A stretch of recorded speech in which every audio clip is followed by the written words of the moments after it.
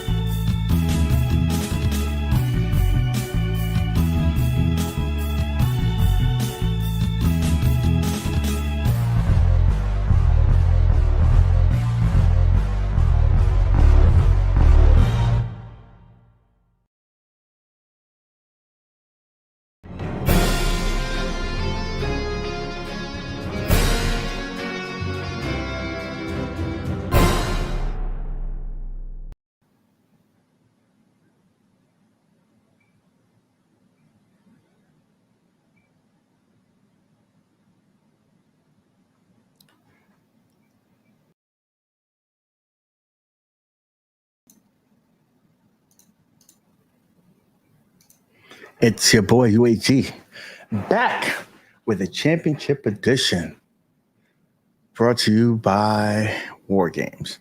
And today's show, we're going to be having a conversation with a couple of pillars of the community, the retro fight game community. We're going to have our man, Mr. Welcome to Die, and my man, the utility man, aka Tom. And we're gonna have a conversation, about some of their time over there at the back alley 7-Eleven. And yeah, just a conversation, if you will. It's kind of a continuation of a conversation that we had a few weeks ago. But with that being said, let's get our people here. We got Fighters Evo in the chat. Thank you for coming. We got Console Fanboy in the chat as well. Also, if you haven't done so already, if you like me and have a clean dome, you might need the Dome Shaver Pro from Manscaped. Use code WRP and save yourself 20% off and also get free shipping. Make sure you use that. Ukraine Strong. We got Mariah in the chat. What up, buddy? So yeah, this should be interesting. It wouldn't be appropriate, right, if we didn't have a member. I don't even have to say the name. This member is not on time. Who do you think it's going to be? If you had money to put on, if you was a betting man, right? Who would you bet that is not on time? I'll let the chat go. Throw it in the chat. Throw it in the chat. Who do you think is not on time? Oh, well, Console Fanboy says it has to be Welcome to Die. Mariah says Welcome to Die. Eldorian is in the chat. What's up, my brother? My brother there. Man, I'm even on time. Fighters Evo says even he's on time. And Godly, he's in the chat. He says, King, listen, I would be lying. I would be remiss if I didn't say that. Godly, I don't know if you saw it, but my man's over there. The one half of it, him is here. The other half is out there in the Poconos having fucking fun. I thought only people that go to the Poconos is during the winter months for skiing and shit. But this man goes all the time. He must have a timeshare and he's trying to get his time in. But yeah. My man, the other half of Fighters Evo, they're having a special event co-signed by your boy over here, UAG, and starting on the 26th of October, the Halloween month, right? We're going to start our revolution for the Mortal Kombat extravaganza. You're going to have to wear your big boy pants because shit's about to hit the fan. And we're going to give you a prelude of that coming the 14th of September. We're going to have a little appetizer, if you will, of Mortal Kombat 1, the OG. The OG. We're going to be playing a tournament there. So, Godly, get ready. Send advance boss. Send all the motherfuckers out here because we want. It's not this one. We're not gonna open it up for Fightcade because if we open it up for everybody, a third world country is gonna win. So this one, the appetizer, is gonna be for the people of the community to come through and show us who is the best in the community. So who knows? It could be Welcome to Die. It could be Console Fanboy, or it could be a Dark Horse. It could be Advanced Boss, or the self-proclaimed Elder God, Godly. Who fucking knows? I'm ready for the hands to be thrown. But that was just an appetizer. Now this guy actually showed up. It's not on time, but for him, it might as well be on time. We have Mr. Welcome to Die. What's up, brother? Not on time. It's morphin' time. It's morphin' time. See that? You said best in the community? Yeah, I'm here. Yeah. And sorry, the red carpet had to roll out. My bad. Well, you're not on the red carpet. You're on the late carpet. The red carpet, the guy who was here on time, who doesn't get a check, who just happens to be one of our guests, who was here before everybody, Mr. Tom, the utility man. How you doing, sir? Not bad. But I work with Blast, so I'm used to people being late. Nothing new to me. Even Blast was in the chat, says, dude, I'm not even on the panel and I was here on time, and that's record timing for me. Yeah, he can't show up on time for his own stuff, but he's here on time. Listen, I love the support. You guys are like brothers to us, so thank you. But appreciate it. Enough stalling. I had to stall for Welcome to Die. He was over there making sandwiches in the bodega, and he had to tell him this chopped cheese is gonna come out raw because I gotta go. And so that's what happened. I'm all about building up the anticipation. So now we're here now. You know what you like? You're just like Lauryn Hill. Like when you go to a concert of hers, she does not come out on stage for about an hour. for about an hour. You got people waiting, the DJs over there scratching this, and other people are performing. So I guess we'll accept that for now. But without further ado, the people are here for this conversation, if you will, and I kind of painted a broad picture, but we're going to be talking about two guys, members of the fight gaming community that probably been here since the beginning of it all, right? You guys spend time over there at Put Your Quarters in the Glass, Fighters Evo, the Laundromats, all these channels, 7-Eleven. You've been through them all. You all participated, so you guys kind of know the gist of how these communities have been run. And we want to talk about your times over there at the 7-Eleven and particularly season 1 of the 7-Eleven Back Alley inaugural season, if you will. You were the champion there, and Tom, you played there. So I wanted to kind of, because we there was a recent video that Welcome to Die did, and I over here at the UAG channel and over there at Fighters Evo, we kind of interviewed you on your experience there, but we wanted to kind of like paint a whole picture of your whole experience there. And so that's what this conversation is about. So your time there on the 7-Eleven Back Alley, what would you say was your experience? Was it a, cheery, full experience? I know you had a lot of fun, but there were some trials and tribulations that you had to go through to get your ultimate goal of the belt. So kind of paint a picture of how it started and then how it ended for you. Welcome to Die. So we talking season 1 or season 2? Season one. We're going back from the beginning of time.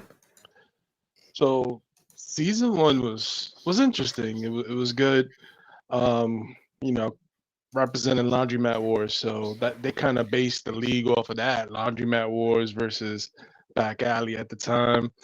And I remember the poll like it was yesterday. Will Welcome to Die be the villain of the show? And I won that poll unanimously. That was like the start. That was the start of the season, right? Yeah, that was like day 1, season 1. Like they had a poll up, and I said, "All right, I'll play that role. I'll lean into it." And it was good, man. I personally, and I'll talk to Tom about this. I enjoyed season 1 more than 2.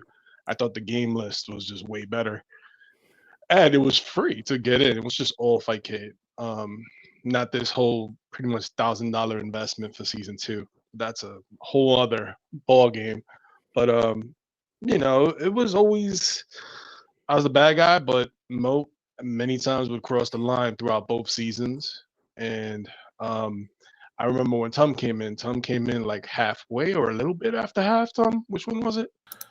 It was around the halfway mark, I believe. Just after week 16, if I recall.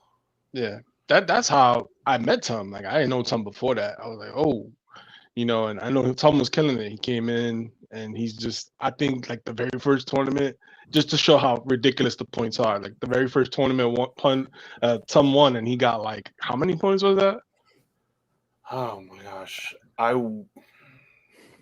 he debuted like in first place. He debuted in first place. It practically skyrocketed me to first place. Well, that seems a little bit unfair, but I sometimes like there's certain shows like the points don't mean nothing. So I understand that. So eventually, you came in, Tom, you roughed up. Did they consider you a ringer? Were you a ringer? Like did someone hit you up like this? Yo, Tom, come through. Let's break up shop. How did you come about joining? I ain't gonna front. I was one of those people like he's a ringer. I was hating. I was like, you come day 1. I know take my spot. He's probably on that soapbox. Listen, we can't have this bum in here. He's coming over here he just showed up. He's first place. But that's what opened up the can of worms. That's when you start realizing there was no real structure. There was like no real rules to go by. No, like cutoff point. Like people were coming in late, and then like Tom was after that. Then Mo kind of cut it off, but he was still letting people in season 1. Season 2 then became invite only, so he kind of fixed that. But Well, so it was in just, season 2, there was no way to just join in. You had to be an invite. well, unless you want to unless you're on Mo's good side, you know what I mean? Maybe you send him like some PayPal money.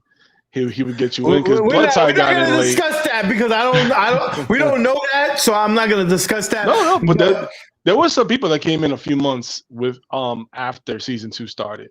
So it was suspicious. Rules? Was there rules in place that people couldn't join in? Not really. I mean, Okay. it said it was invite only, pay your dues, get in, right? Okay. Like $20 admission, but they told me I can go in since I was champion in season 1. I didn't have to pay the admission. But they still, they did that and they were still complaining that I was like, well, why are you complaining?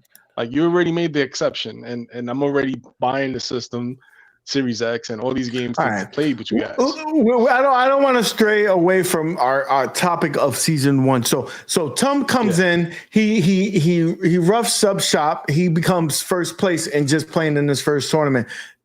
What tournament was that, by the way? Well, I mean, to be fair, I think Welcome to Die's timetable of events is a little off because I was first joining in for I Got Next. And then they had me compete in the trifecta, and then they had a Marvel Superheroes tournament. And some of them were asking me why not join the league, which I didn't even know what it was at that time. So I joined. My first tournament, if I recall, was CVS 2, which I believe I took 3rd in that. And then I got really lucky because I'd been there for one of their Sunday streams, which is not usually part of the league. But on that Sunday stream, Moat decided we're going to all of a sudden, out of nowhere, host a tournament for a load of points, and Welcome to Die is not around for it. So, yeah, I was so mad. I ended up winning that, and then a little bit later, they did a high limit tournament where I won a batch more points, and then I was safely in first. So it didn't take me long to get there. So it was a perfect storm, like 3 events. Some of them, Welcome to Die wasn't there in order to defend his point system, and you just, roughed up the low hanging fruit over there at 7-Eleven. Okay, so we built some kind of a point. So at that point, Welcome to Die probably saw you as a threat. Did you and him have conversations about the league at that point? What happened after that? We were always against each other, but never in a serious manner. Like he was my rival the whole time I was there. Yeah, exactly. So I mean, we were constantly going back and forth, bickering. Whatever tournament, it was who could ever outdo the other, whoever placed higher. Or if we both lost, it based on who beat who. Like for Tecmo, he lost to Idorian, I lost to HDR, and then HDR beat Idorian. So I did better than Welcome to Die, according to his math. Listen, I know Welcome to Die's math because if he beat someone that beat you, technically he beat you. That's usually how it goes. I understand that, but I was like, how does that make sense? But it makes sense. Real quick. I learned real quick that's exactly fair. What to expect. So let's go back to Tecmo Bowl because I know that was a issue at hand because there's been some rules set in certain tournaments. Like if you were playing, I think it's like, is it Super Street Fighter that you can't pick Akuma in a lot of tournaments? They say, that picking a secret character is considered frowned upon. And so, yes, Super Turbo, yeah. I understand that, but I never really heard of playing in a tournament where there's a character that's available that anybody could pick, and you are ruled out, like you can't pick that character. I was under the impression that happened during this Tecmo Bowl tournament. Is that true? I think he's thinking of World Heroes Perfect, not Tecmo Bowl. Oh, because I thought in Tecmo Bowl, like if your character was selected by someone, you can't pick like whoever picked it first, or you can't pick the Raiders. Tom has to break down exactly what happened, because that was the Tecmo Bowl was a screw job, and It was at a that mess. point, at that point, Tom was targeted by Moat. So yeah, Tom, if you want to go into details about that. Okay, so I mean, I'll be perfectly clear here. I'm not going to come out and say, Moat specifically targeted me, because I can't prove that. And I'm not going to say if circumstances were different, I would have definitively won, because I don't know that either. But it wasn't really about. I'm just putting my winning or opinion losing. out there. He was targeting you, No, but no, that's my that's opinion. fine. It wasn't really about winning or losing. It's about if the competition was fair, and it was anything but fair. So I was relatively new to Tecmo Super Bowl. A bunch of them had played it. I didn't really know it. So the week leading up to the tournament, I decided to do a lot of research on the game, because I wanted to be competitive. I wanted to look good. And I was enjoying my time in the league, so I felt it was worthwhile. So that entire week, most of my free time, I spent learning 2 teams, because I knew if I came into the tournament with one team, somebody picked it, I was screwed. So I learned 2 teams. I learned So their you stats, had a backup. players, plays, substitutions I should make, changes to the playbook that I should make, who their good matchups are, who their bad matchups are. I researched this game in and out. So we get to the day of the tournament, and Moat decides to throw a special rule into the mix that people at the start of the tournament would pick what team they were going to use through the whole tournament. And people who had less points in the league would get priority. And I was first, so I had the lowest priority. So both my teams got chosen. I had to play a team I knew nothing about. So and hold then on. I got told teams don't matter. Stop complaining. Can I interject? Can I interject? What's So you're telling me even if your opponent didn't pick the team that you had, if someone else in the tournament had picked it at any point in time, you cannot use that team? At the start of the tournament, everybody picked their team, and that was their team for the whole tournament. Yeah. So you were the last one to pick because you had the most points. Yes. And both my teams I prepared for got taken. So I had to go in with no knowledge of any team I could pick. Your playbooks was all messed up, right?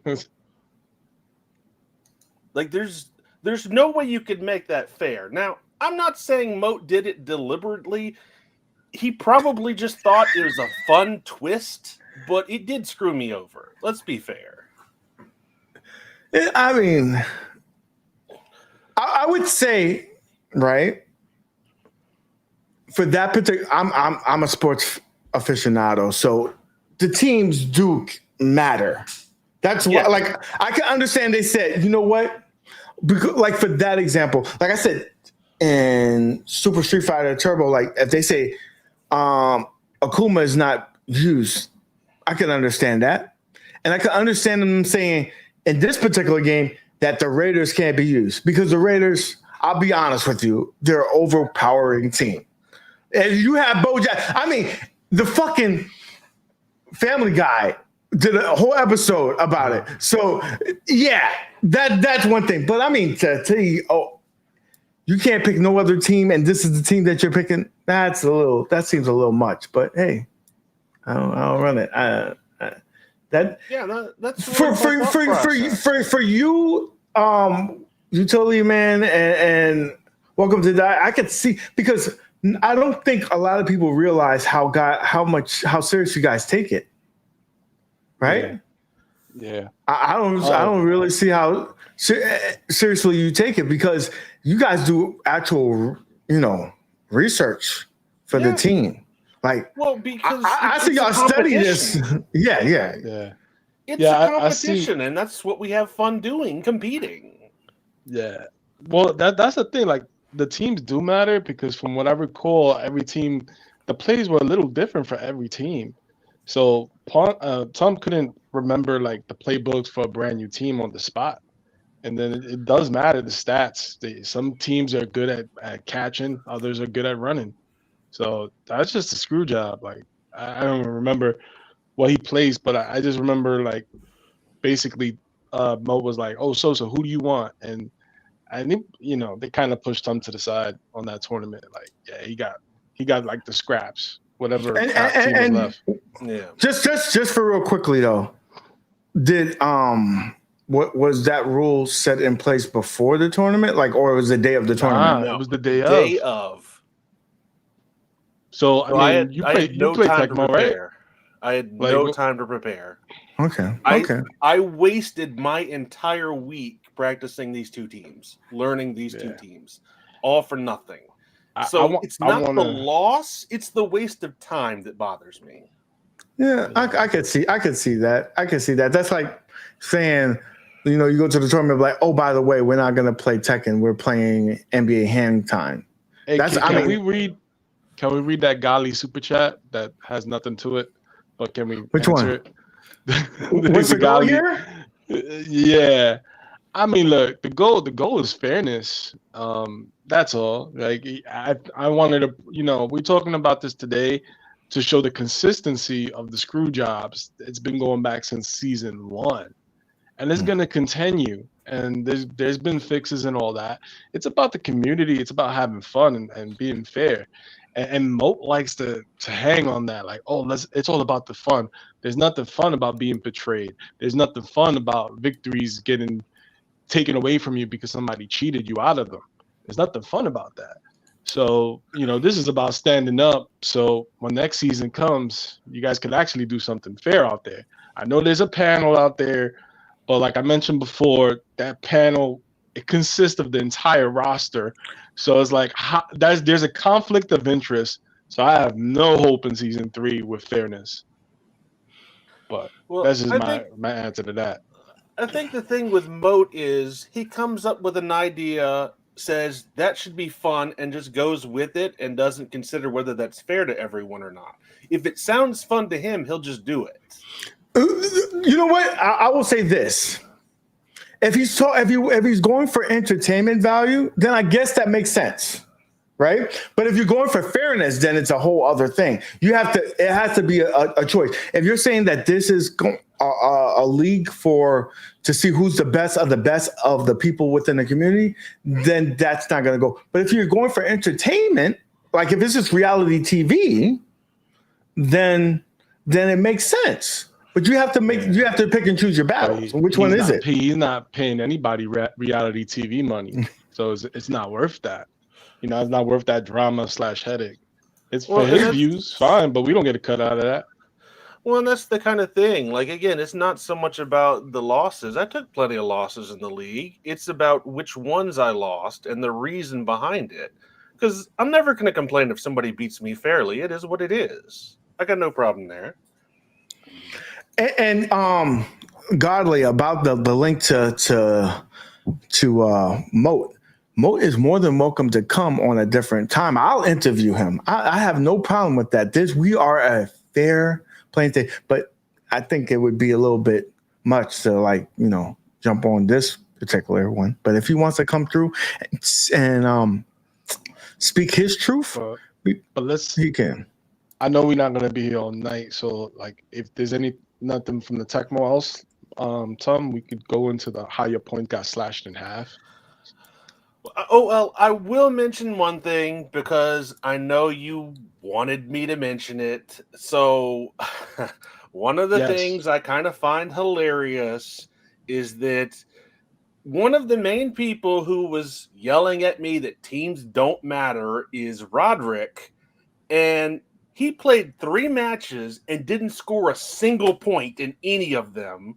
I don't think you should be the one telling me how this game works. That is true. I do remember those blowouts that tournament. I'm not trying to bash the man. I'm just saying maybe you're not the most well known for this game. That I would say that's fair. And we was talking Street Fighter V, he would be the expert. Yes, he would. He is definitely better than me at Street Fighter V. Will not deny that at all. We will give him that. I think his lane is not probably Tecmo. He doesn't look like a sports kind of guy to me. But that's just me. That's neither here or there. But I mean, I guess he does have a seat at the table. But I would say, out of any particular game, sports games, the rosters and the team makes a huge difference. It does. A huge difference. Like, I mean, as long as stats are part of it, yeah, it does make a difference. Like, we're not talking double dribble here, where everyone plays the same. Like, that's just, but yeah, Tecmo Bowl, it absolutely matters. Okay. Just give the ball to Bo. Well, like I said, if he would have said, hey, no one should pick the Raiders, I would be fair. Because when I played the tournament, it was a rush to see who could get to fucking the Raiders first. Because if you're playing on even playing field, whoever got the Raiders have a better chance of winning. They just do. Yeah. I just don't, because I know we said we got a certain time limit, so I just want to make sure we hit all the points. Yeah. So let's go to the high. What is it? Was it the high limit tournament with that got your points slashed? You know what? I think we should talk about the other one first. So the high limit, because high limit goes to season 1 and season 2, so it can transition into season 2. But I know Tom, there was something that happened with Tom that he ended up losing half your points. Want to explain that, Tom? Yeah. So after I had been in the league for a few months, I get online one day to see this ping from Moat addressing me and a few other people. And he says to me, and them, of course, because we had never said in the registration channel we wanted to join the league, we had to lose half of our points, and that was the only fair way to do it. When I joined, they told me if I wanted to be part of the league, just show up and play. They didn't tell me about any registration channel, and I would not have seen it unless I went looking for it. Nobody ever said anything to me about that. But all of a sudden, a few months later, when I'm at first, there's this rule where I'm going to lose half my points. And Moat says nobody else has a problem with it. Well, no, I imagine not. When you're losing 50 points, why would you have a problem with it? When you're losing over 1,000 like me, I think that's a little unfair to do that. So wait a minute. I'm sorry, because there's so much things happening in the chat. Are you telling me that you lost half your points because you didn't register? No, I would have lost half my points, but instead I said screw it and quit. So, wait a minute. So there was a penalty imposed to say if you did not register at a certain time, you would have. Mind you, I'm playing devil's advocate here because it felt like you were recruited to play in this league. Where you're not like a bunch of people came to you and say, "Hey, why don't you play? You've been playing on these other things like the trifecta and this and that." And they said, "Hey, why don't you come join?" So you didn't know anything about registration or anything like that, right? I had no idea, and like I even let them know that. Like I didn't even know this league was going on, and I said, "What do I have to do to join? Just show up and play," is what I was told. So that's what I did. So then you would told, hey, you did not register, therefore we're going to penalize you half the points. Was that a rule in there in the disc somewhere there written, or that was just on the fly? They had a video about it all the way back at the start of the league, which is several months before I joined, saying anybody wanting to play, sign up in this channel. But I was never told about it. And again, I would not know unless I went looking for that, which why would I go looking for it if I didn't know it existed? This is okay. But they said they had a video. But again, you didn't come in the start of the show, right? Of the league, so you wouldn't know that. No, I would have no idea without them telling me otherwise. And again, when I asked, how do I join? That would have been their moment to tell me. But instead, it's just show up and play.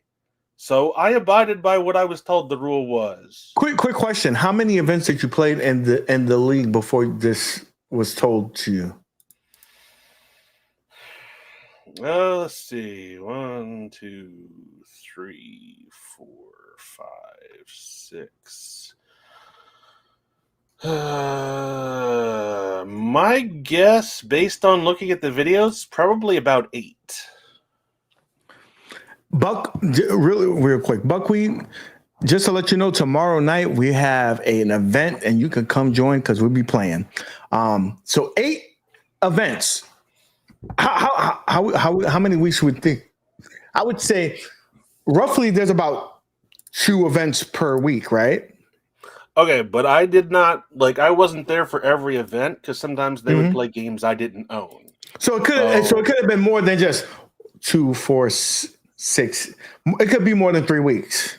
The minimum it was 3 weeks. Yeah, because my first tournament was October 10th, and Moat let me know I was going to lose half my points on January 4th. Just talking smack. Okay. And so close to 3 months I had been participating, and he decided to tell me all of a sudden. 3 months. Wow. Okay. Were there any other people that affected? Yeah, there were a few people that affected, but again, when you're losing, 50 points, what does it really matter? When you're losing 1,500 points, that matters. So you were the individual that would have been affected the most. Absolutely, by far. That's interesting. Okay. Welcome to Die. Do you recall that happening? What was your thought process in that? Well, during that time, I wasn't yet cool with Tom. We were just rivals, but I wasn't cool with him until later on. But I remember Mo was I remember these conversations. He's like, "Oh, Utility Man's a stickler for the rules, so I'm gonna get him. I'm gonna get him with this rule." And if he quits, he quits. And that I've always had in the back of my mind, with season 2, I was like, he pushed the envelope to get rid of Tom. So he did the same tactics with me. He was pushing the envelope in season 2, hoping I would quit. So I already knew that from a mile away. But during that time when that happened, Tom was in first place. Had he lost those points and he didn't quit, he would have dropped down. What position were you in? It just wasn't cool. I was consistent, top 5 in that, and there was 40 competitors. Season 1 had a ridiculous amount of competitors. Tom, what was your thought process at that point? You was like this: I'd rather just leave and then give him the satisfaction of cutting my points. I mean, pretty much, because I didn't feel like the ruling was fair. It was really, now you're going to dock me half my points because I didn't go type a sentence in the registration channel. I've been showing up. I wanted to play. And look, and it pained me because I was like, this dude is the toughest competitor, but I still was telling Tom, Tom, don't quit. I want you to finish this. And I want to beat the best. So I was like, Tom, don't quit. And then when that happened, Tom, were you reached out to and saying, hey, why are you leaving, or XYZ or anything of that nature? Was a conversation that took place after that? Absolutely not. They all knew that I was leaving and why I was leaving. A few of them messaged me saying it was no big deal, but again, no, it's a big deal for me because I put a lot of time into getting where I was. I'm not going to say I wasn't fortunate, came in at the right time and got a whole load of points. Yes, that is what happened. But each and every tournament I showed up for, I labbed, I studied, I researched, I put that time in. For you to take half my points for a rule you never made sure I was aware of just doesn't seem right. Now speaking of that, to transition, did that happen before the high limit tournament? Before the chip down? It was after the high limit tournament because I won the high limit tournament. Okay, all right. So then let's backtrack to the high limit tournament. What was that? For an outsider, let me just say that for the outsider, it seemed like a gimmick. Go ahead. Okay, I do want to add one thing because I know this has been a commonly brought up subject. For anyone wondering, yes, I did reach out to Mode about this. I messaged him strictly saying, "Can we discuss this whole registration thing?" His response to me was, "Nope, nothing to discuss." He didn't want to talk to me about it. That seems like a common theme. So, with that being said, right? Let's go back to the high limit tournament. I I question this as a viewer. What was the purpose of it? And again, I think it was an entertainment thing because you wanted to give people that you didn't necessarily think was a threat in the tournament the ability to be a threat. Like someone who was very low could come up high in XYZ. Did you guys see it that same way, or did you find it that it kind of belittled all the work that you did the whole year? I mean, the high limit tournament was the main reason I was in first place. And even I would say that was a terrible idea. Like, I felt bad to come in halfway and be above everyone that had been in this league for several months. That didn't feel right to me either. Yeah, it sucked across the board, man. Because after that there was the chip down and everybody lost their points. So it's like even if you showed up last week and you had arrangements and you went out your way to show up at the last event, it just didn't matter. The points you probably made for the last few events just don't matter. It gets cut down. So it does hit you in that way. And I just like at that point, I felt like, what are we doing? Are we playing Mario Kart? Is it like, this That was the rubber band blue system? shell. That was the blue Yeah. shell. Is this blue shell, the Thunderball, so people can catch up? Like But that's you not fair. could, as a viewer, right? You could see where it would make sense to make it feel like, okay, everybody has a chance, right? So for entertainment, I do see where that would be something like, but as a competitor, it would feel like, oh man, all this work that I put in because it's not a week, it's not 2 weeks. No, You're talking it's about like months that you playing. It's like a year. It's like a good year. Like it's up there. We like 30 plus or 40 plus weeks. It's good. So, but whatchamacallit? It sucked, but at least in the defensive season 1, it was free, right? So season 2, that's when everybody had to pay, and then like you paying money, and then they're gonna take away your points. So many people complained about that. Like, well, I mean, as far as the high limit tournament goes, like nobody can say I'm making excuses. I won, and I still don't think it was fair. Like nobody can say I'm making excuses. This is not sour grapes. I placed first, and I still think that event. You took advantage of that, and you still think that that's not a fair. I still think system. that's not fair. It was not fair. Yeah, it wasn't, and then yeah. Was not fair. I see this guy. What is Godly referring to? He said it's only 25. LOL. Why are you making it sound like we played for 2,500? Like, nah, it's more than $25. What are you talking about? I think he's talking about he's talking about the money that you invested. He's talking about the entry fee. He's not taking into account that people had to buy new game systems. They had to buy a bunch of games, things like that. Yeah, I didn't have a Series X before season 2, and that right there. So you're saying that it wasn't only $25 that you invested. You invested in a new system. Season 1 was free. Season 1 was free, and it's just like, but still, time. Like Tom said, we lab for the games. There's time on it, but I just see it that. I think the chip down was a stupid rule, and it carried on, and he doubled down in season 2. He did it 2 more times. To play devil's advocate, Godly says we all invested though. Exactly. So I'm speaking for everybody in that sense. Like the community is like, do you want to get robbed of your money? Like, that's fair. Come on, Godly got robbed a few times in that season. He knows it. So it's like this is more about like where's the fairness? It's like, I don't care about season 3, but people signing up, I'm trying to give them fair warning. Like, hey, man, this is what's going to happen to you. And this is just my experience. And that's Tom's experience, And I've seen other people get robbed in season 2. I've seen Godly get robbed a few times. I've seen a few other people get robbed. It sucks. This is just about speaking up and not staying quiet and just thinking everything is cool and sweet, and then just let it happen again and again. You're saying that you're not trying to be in that echo chamber of yes men and just I'm not. turning a blind eye to things. I'm not going to turn a blind eye. Like, I want to talk about fairness. If you're talking about fairness, it's like it should be across the board. Yeah, we all paid that money, but nobody should get jerked out of it. Nobody should get jerked out of their investment. That is true. So talk about the chip down system, because I've heard about it, but I'm not familiar with that. The chip down was like your score, whatever you had, you have to knock down the last digit, and that'd be your new score. So in season 2, it actually happened where I had a lose-lose situation with the chip down.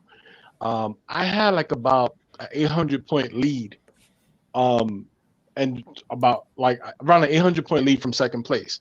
Had I won with the chip down, my lead would have got cut to 300 points. So how am I winning? I was in a lose-lose situation. So even if I won, my lead would have just dropped down to 500, but it just wasn't working, and everybody complained about the chip down.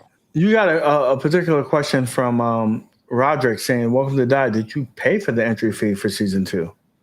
Do you not pay attention to the stream?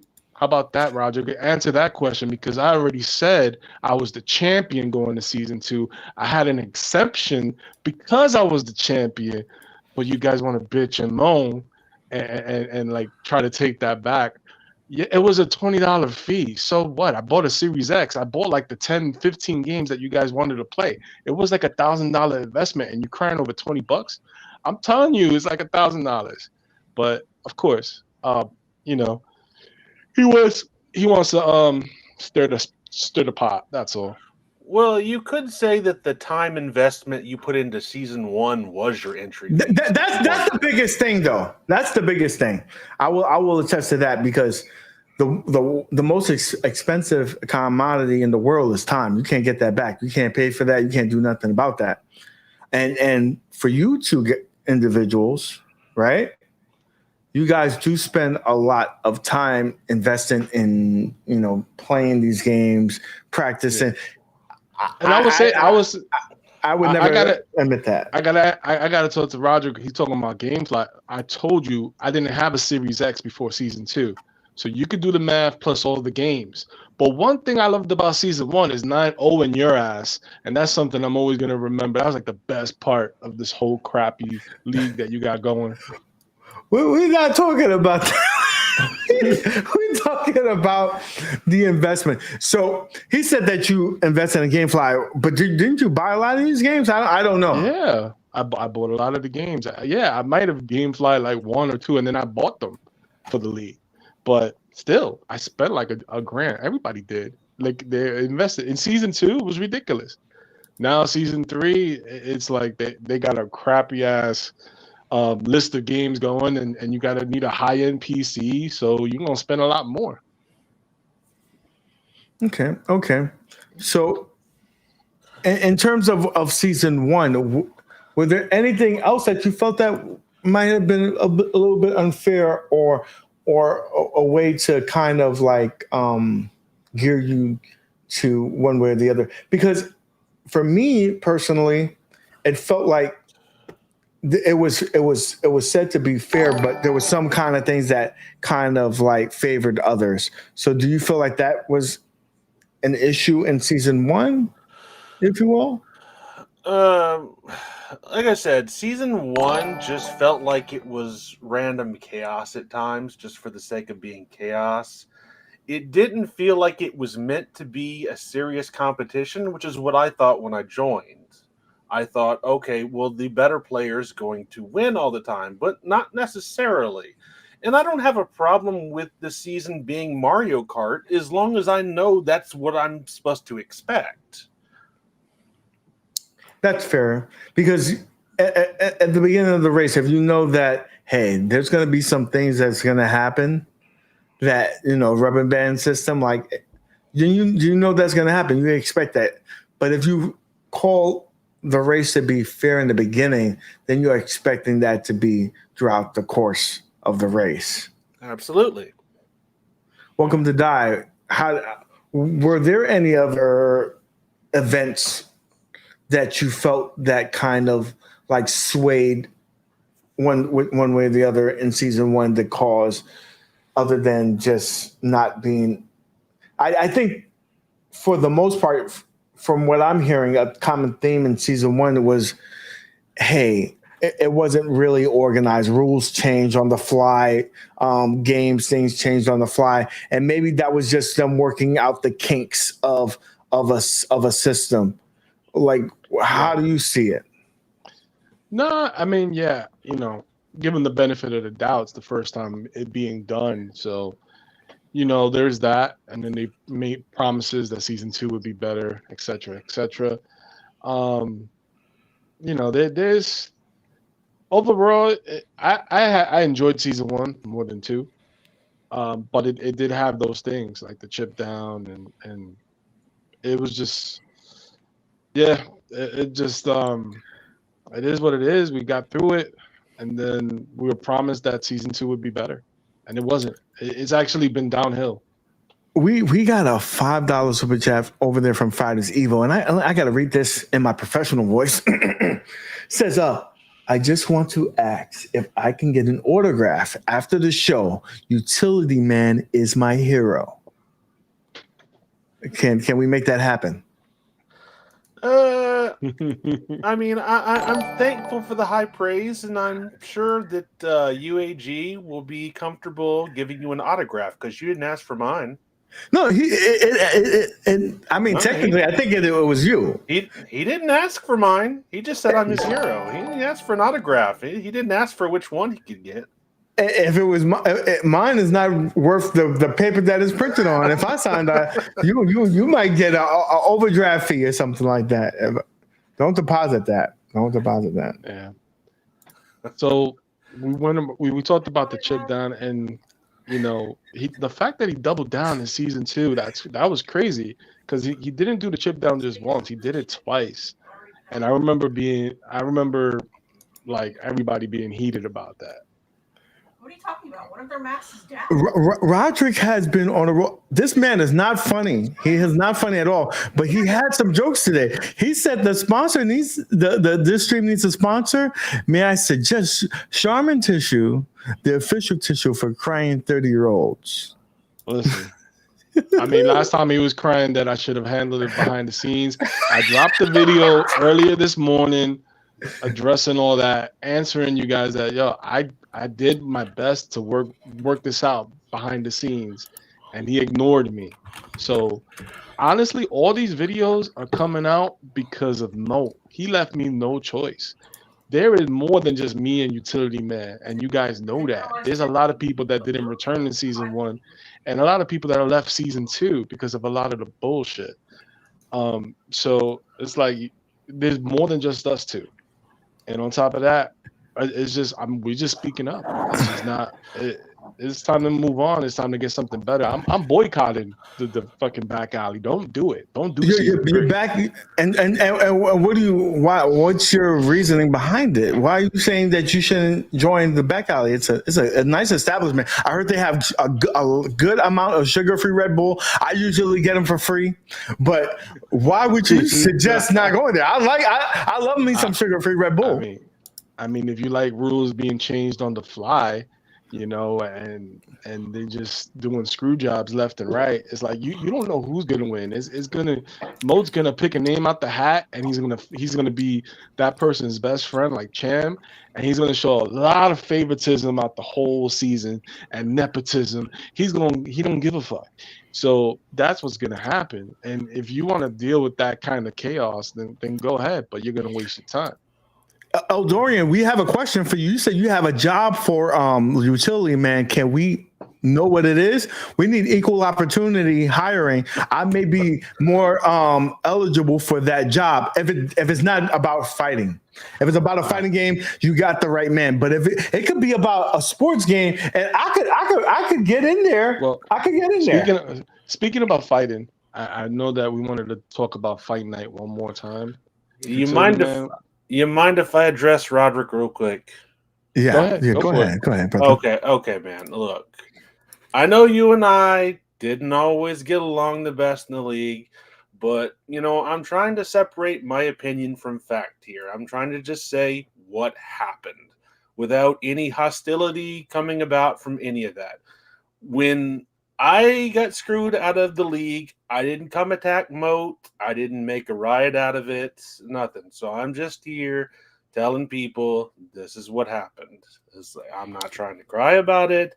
I'm not trying to say, if things had been different, I'd have been the champion. That doesn't matter at all. I'm simply telling it how it happened. You know what the beautiful thing about, and I have to say this as well. The beautiful thing about YouTube is that you click on the button, you watch the show.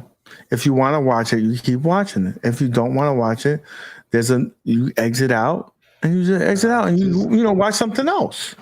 he's just one of the yes men coming in here, damage control. He's doing his job. But everybody has their own opinion.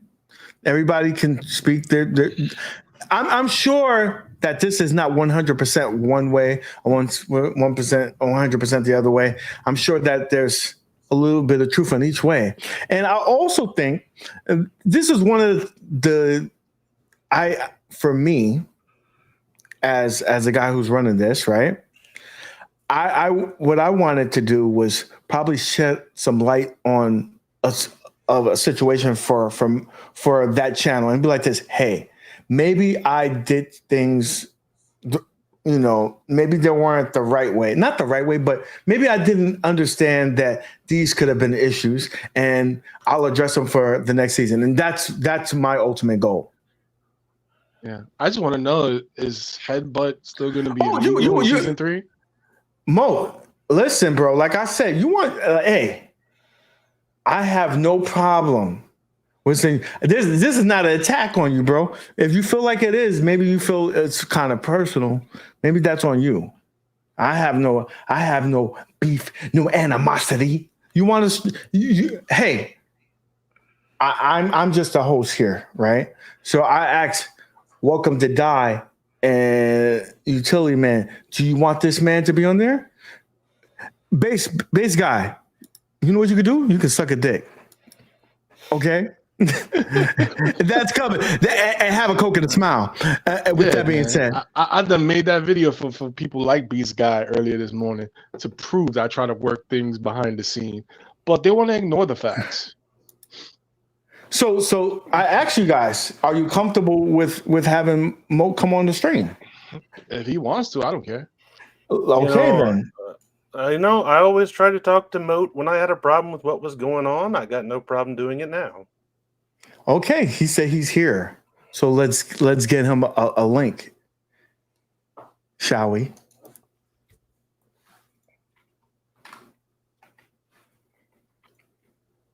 It's no time like the present.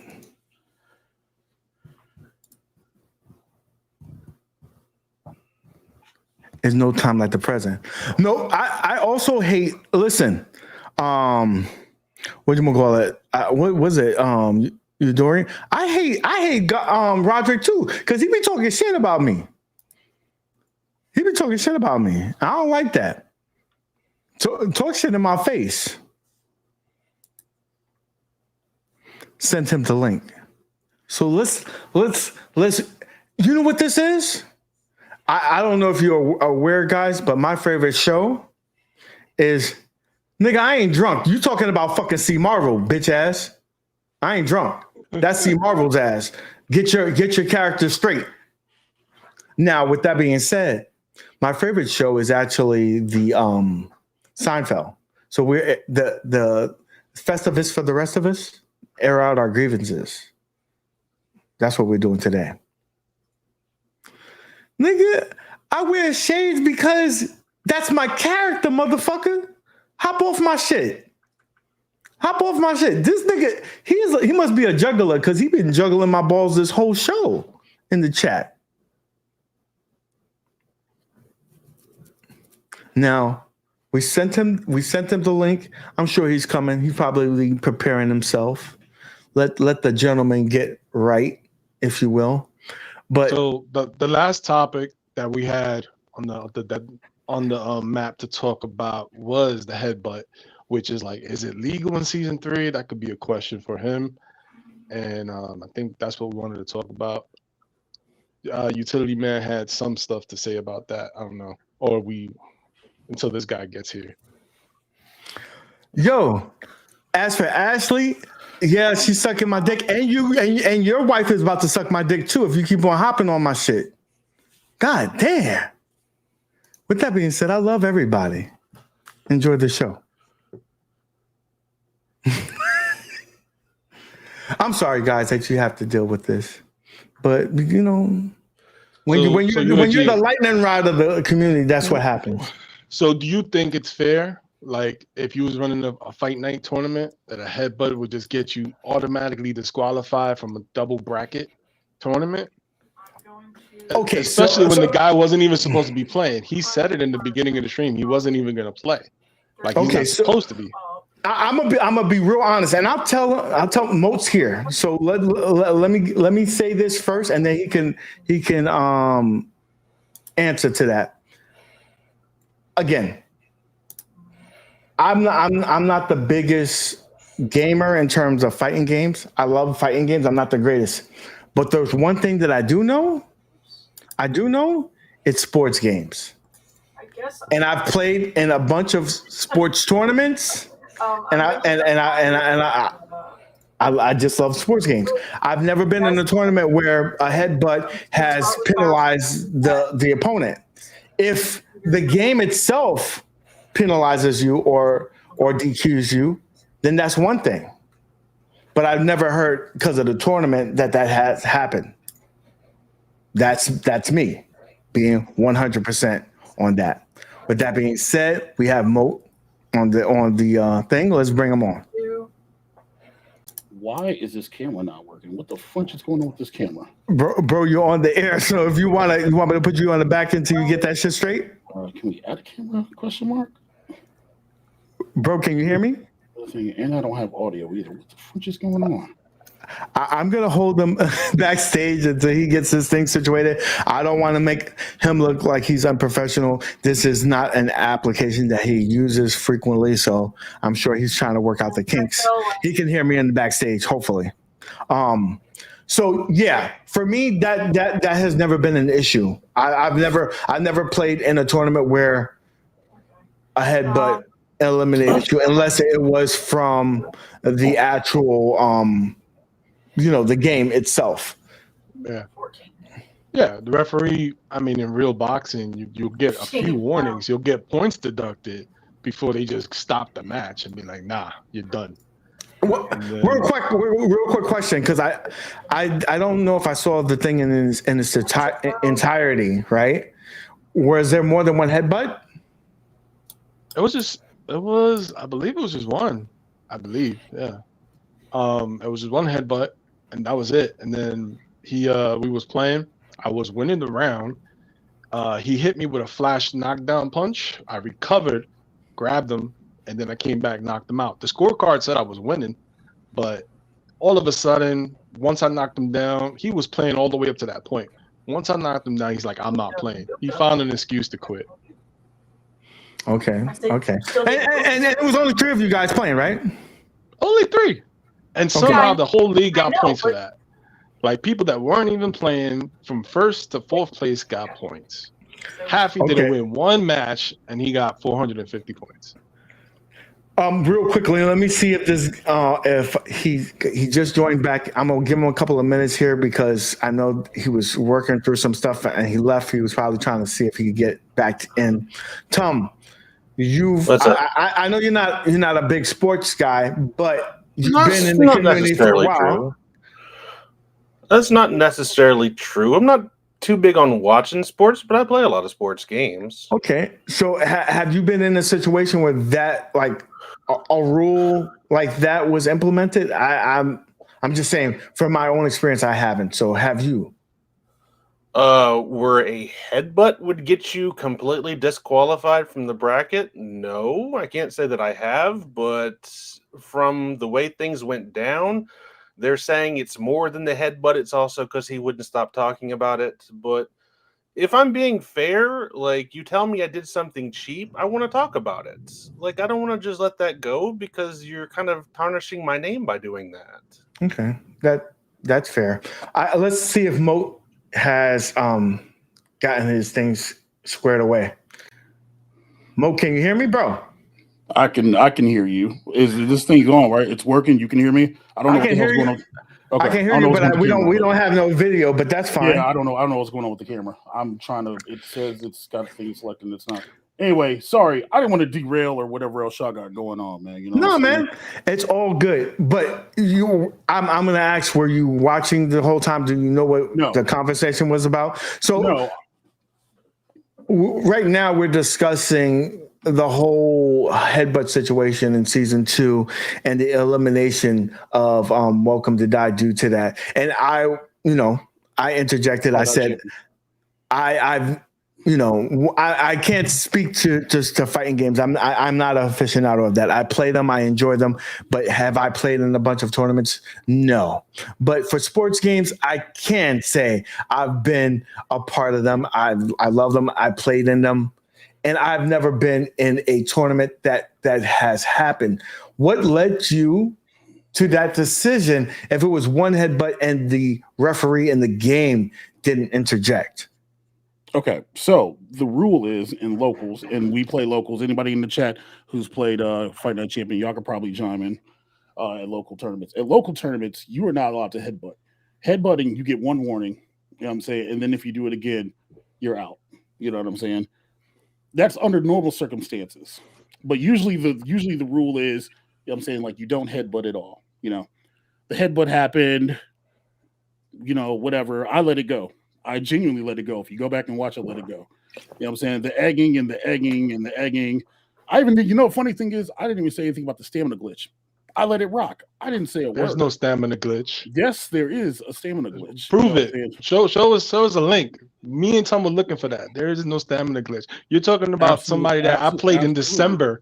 I played in December. You should have waxed me easily, but you didn't. You've got to talk for 14 different platforms, 17 different minutes, slandered me on many videos. You know what I'm saying?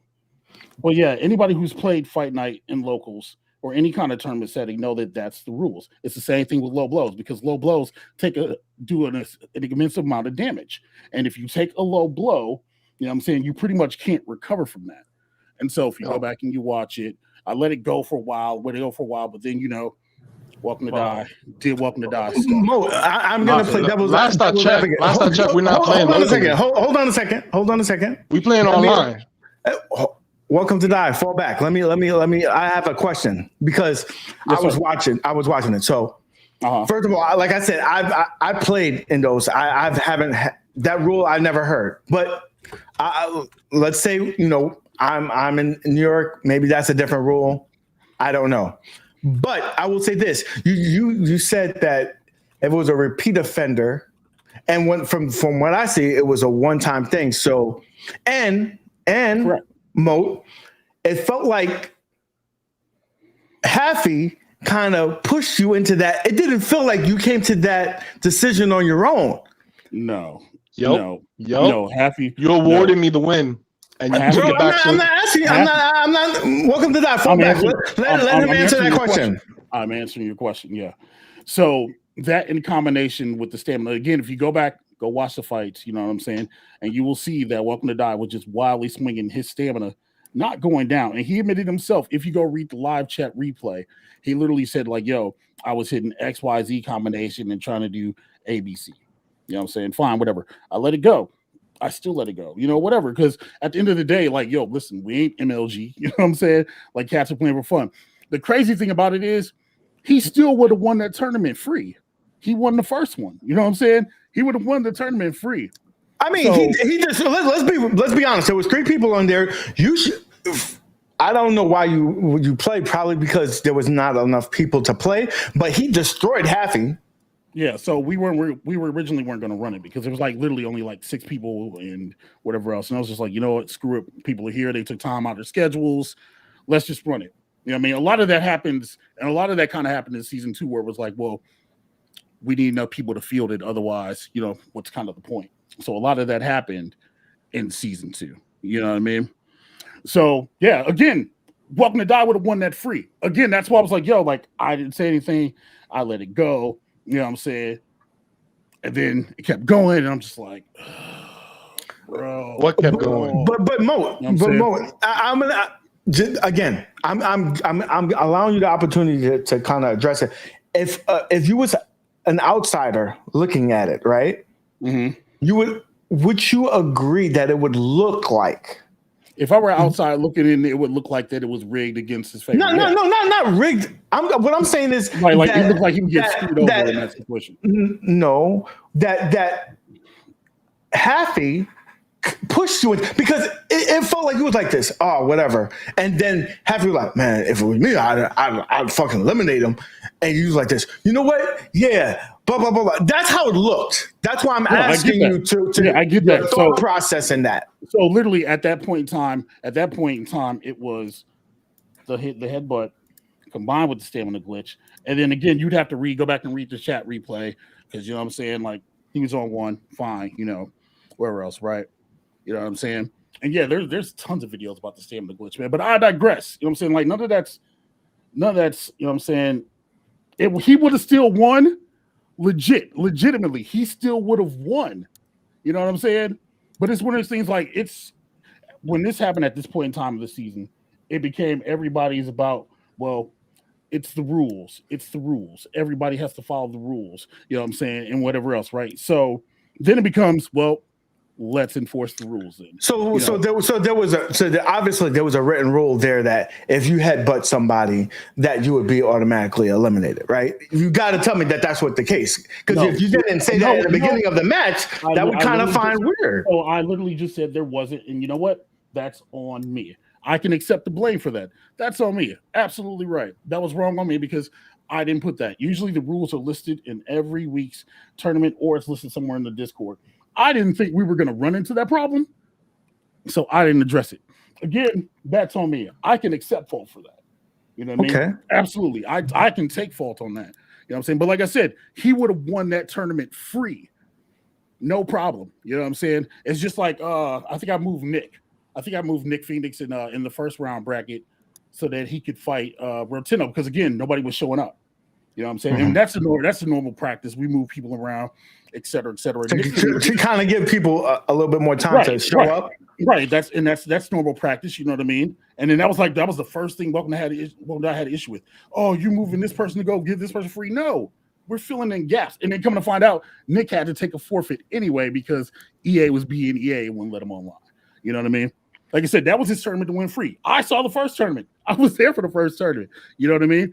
So it's one of the things where it's like it wasn't written down. Again, that's one of the things that I have literally been paying attention to, you know what I mean? And literally just being like, all right, these are some of these things they have to change for the future. So if you fast forward, you watch the playoffs, I literally had to put a timer up, you know what I mean? Like a 3-minute timer to make sure that we're on task and whatever else, right? So, but no, like Fight Night Champion, like legit.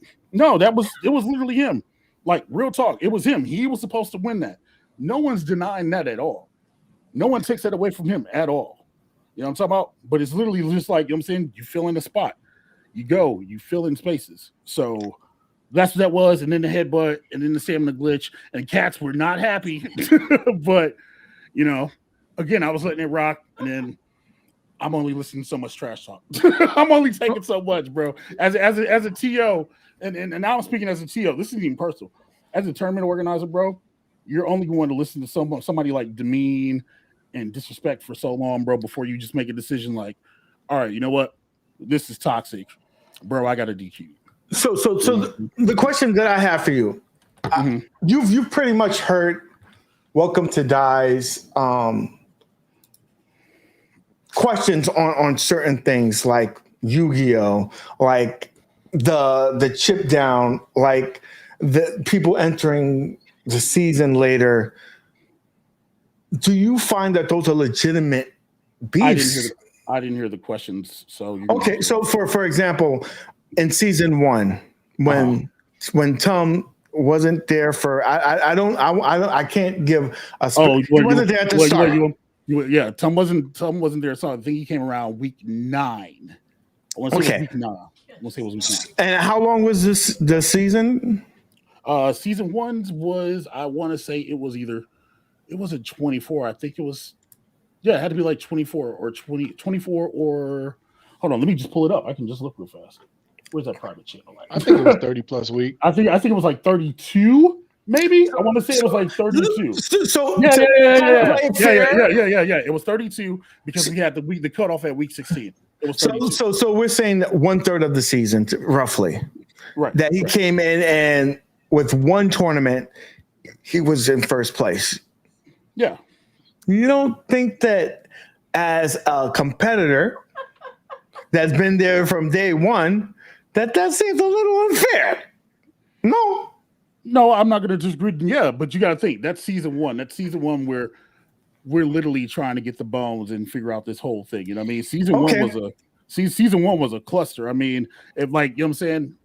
Tom came in week 9, and I think like a couple of people were like, dude, you should play. So you addressed that by going into season 2 where it's only invitational, right? No. Season 2, we put up a prize pool. So $20 entry fee, cats can get in. You know what I'm saying? They can play because realistically, by the end of season 1, there were 45 people registered. 45 people registered, but there were only like consistently like 11 people playing. You know what I'm saying? If I recall, because I was invited, I thought that you can only go by invite. And then if you were invited, then you had to pay the 25. Yeah, no, it was 20. It was only 20. Okay. Yeah, it was 20. And season 2 originally, it was invite only. You know what I'm saying? But then there were some people that we had a discussion. It's just like, well, if we tell certain people they can't play, you know what I'm saying, then that kills off new growth. You know what I'm saying? If we would have did that for season 1, there wouldn't be any godlies, any advanced bosses. You know what I mean? Like Toxin wouldn't have been able to play when he played wherever. You see what I'm saying? So it's just kind of like one of the things where it's like, yeah, invite. At first it was invite only. Yes. Okay, so I'm going to say as a channel, running a channel and doing TO stuff, like I could understand why you would do that, right? Let's be honest. Yeah. As a competitor, though, you can see where that would be an issue. The issue being the paying, or the issue being like people that weren't there. Now we're bending the rules. When do we enforce the rules? Okay, are we talking about season 2 or are we talking about season 2? Okay, season 2. Like when are we enforcing the rules? Like you can't just select when we're gonna enforce them and when we're not. So the only person in season 2 that joined late was Lodestar Hero. And he literally, I put him on as honorary because he literally only wanted to contribute to the prize pool. I think Reject too joined at the same time as him. Yeah, Reject joined, Reject paid. Lodestar joined because he originally only wanted to support the channel, add to the prize pool, keep it going. You know what I'm saying? But they joined with the caveat of something that we didn't do in season 1, like, hey, you're going to start at 0. These are the points. You're going to have to work your way up, etc. And everybody. So adjustments were made so that wouldn't happen again. Okay. Correct. Like, and anybody who tried to join late, they knew like, okay, this is what it is. And so a lot of people who wanted to play, they didn't play season 2 because at the point in time where they were coming in, especially towards the later end, it was just like a lot of people were coming in and a lot of people would only play to try to screw people out of tournaments. Like I had to start banning people from playing. I banned my own son from playing. I was gonna say, because if you wait a minute. Now your son is a fucking ringer for that fucking what's Smash Bros. Fighters. Yeah. He's nice. He's a nice kid. But I banned, and that's the thing. As a parent, you don't want to do that.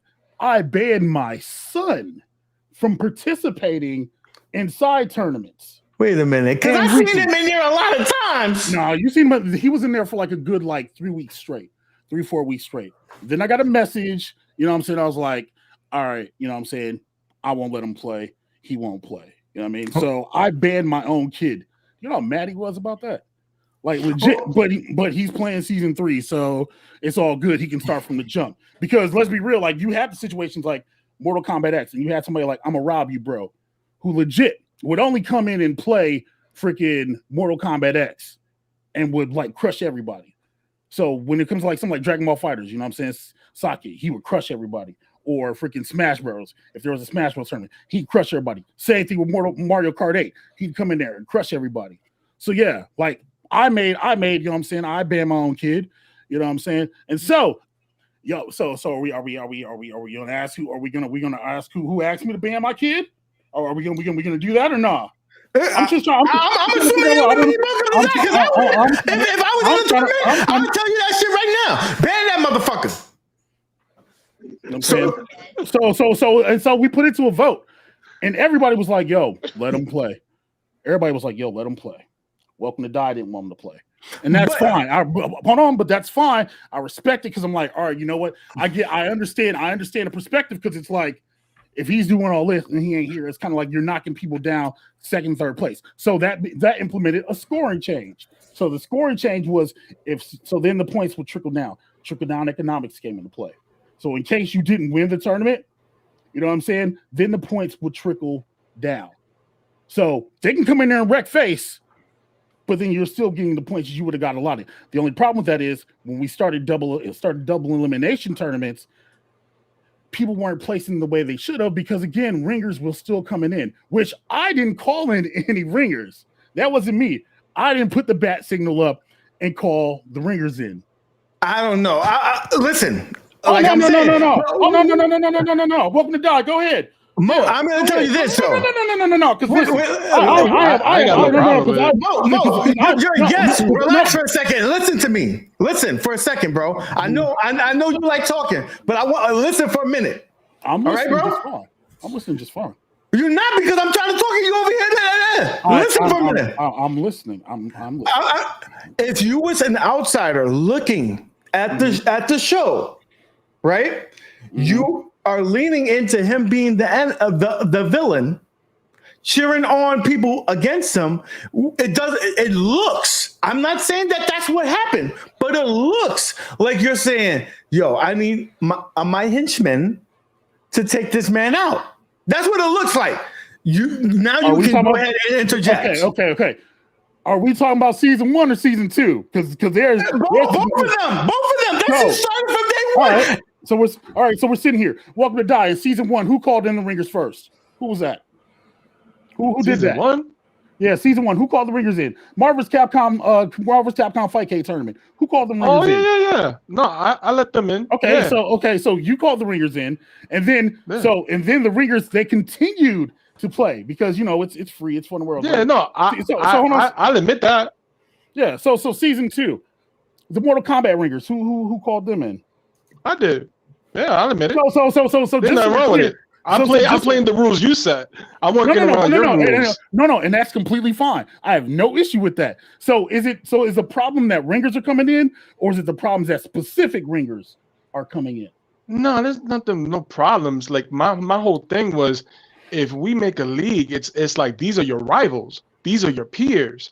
Like if I wanted to lose to somebody, I can go to Fightcade and lose to a random person in the Philippines. That's what you're doing when you bring a ringer. Okay, but check this out. I want to know who's the best out of the league. Like if you bring somebody that's not from the league, that's not going to answer that question. So you bring somebody that plays once, that's not going to answer who's the best in the league. So for context for everybody, we had this conversation. I want to say it was back in January, and we were talking about the growth of the league in the call. And we asked Welcome to Die to come in the call because Welcome to Die had expressed that he didn't think it was fair that new people come in and and be playing wherever else, right? And so I know I said it. I think Champ said a couple of you said like, yo, like new cats like Mooski and whatever else, right? You bring in new blood so that we can grow the league, so you can continue to grow the community.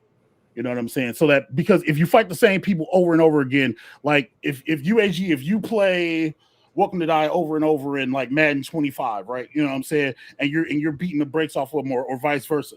You're not going to get better because you understand that matchup. You know how that person plays. Whereas if you keep bringing in new people or new people more exposed, like, oh, this is kind of fun. Hey, we can do this or whatever else. Then it's because at the end of the day, This was all about everybody getting better. You know what I'm saying? I would agree with you. I would agree with you 90% of the time. However, you established that this was a league and you set the roster, and you can't in the middle of a season change the rules and say, hey, you know what? I like this guy. Come through, man. Like so again, now we're going to talk about the beginning of the season. You weren't paying attention at all, were you? At the beginning of season 2, there were people that played in tournaments literally week 1 who didn't sign up. And we gave them leeway. We're just like, they just don't get to register for points. Like, I'm looking, again, it's all on my Discord. Y'all can go look at the standings channel. Like, y'all can scroll up and go look at it. You know what I'm saying? All that stuff's there. That's one thing I will say that we improved on in season 2 was freaking documenting everything. You know what I mean?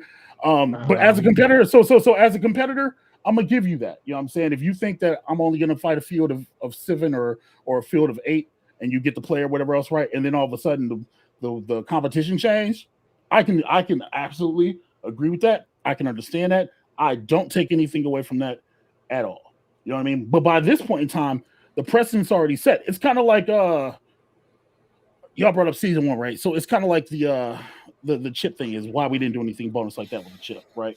You know what I'm saying? Because if you start the precedent, you know what I mean? Like it goes down to slippery slope. Like I'm looking at the season 2 standings right now, right? You know what I'm saying? So right now, season 1, 6/4/2023. Ray plays games, first place. Roderick, second. Blood Tie, Gibby, Welcome to Die. You know what I'm saying? 3rd and 4th. Cham and Golly tied for 6. 8. Toxin tied for 8 with Haffy. And in 10th place, the following names: C Marvel, UAG, Eddie Good, Active, Rotendo, AZR Champ, GVO, Ken 240, Storm Queen, Advanced Boston, Kelfa. All those names, okay? They all started there, all those names. By the end of the season, we ended up with 14. And some of these cats didn't even play. You see what I'm saying? So it's how do you hold a tournament and how do you hold a league? You know what I'm saying? Unless you're letting consistent people play. You know what I'm talking about? No, like literally, like it's, you know what I'm saying? And it's not one of these things where it's just like, you know, it's not one of these things where we're just like, oh well, yeah, we're gonna let HGR Champ come in and do like, nah, bro. It's one of the things where, because at the end of the day, it's still about community. Some people couldn't, like, I hate saying like this, but some people couldn't pay the $20. Some people didn't want to pay the $20. Some people couldn't invest the time because work stuff changed. That's one of the reasons GVO didn't play, because GVO schedule changed from where, you know what I'm saying, he's doing something new and we'd only be available Sundays. You see what I'm saying? So I get the whole, like, I get the idea of, like, you know what I'm saying, like, well, if it's a league, only service people in, whatever else, right? It's not like it's fantasy football where you draft a team and you're locked in or whatever else, right? It's literally like cats are playing games weekly, and if we don't let new cats play, or if they don't get the opportunity to play, you know, then you can't grow it. And there were people who literally came in just to play their one game, and then when that started happening, we were just like, you know what, screw it, you can't get in. So, you know what I'm saying, okay. Again, as a channel, I'm running a channel as I understand your reasoning behind it. It just looks sus when you're on the outside looking in, and it's all about perception, right?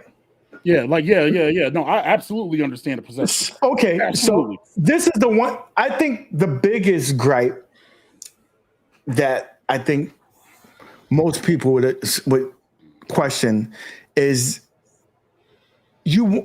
I told Welcome to Die, right? And me and you, Mo, we had conversations in the past, like to deal with this outside, like behind the scenes, right?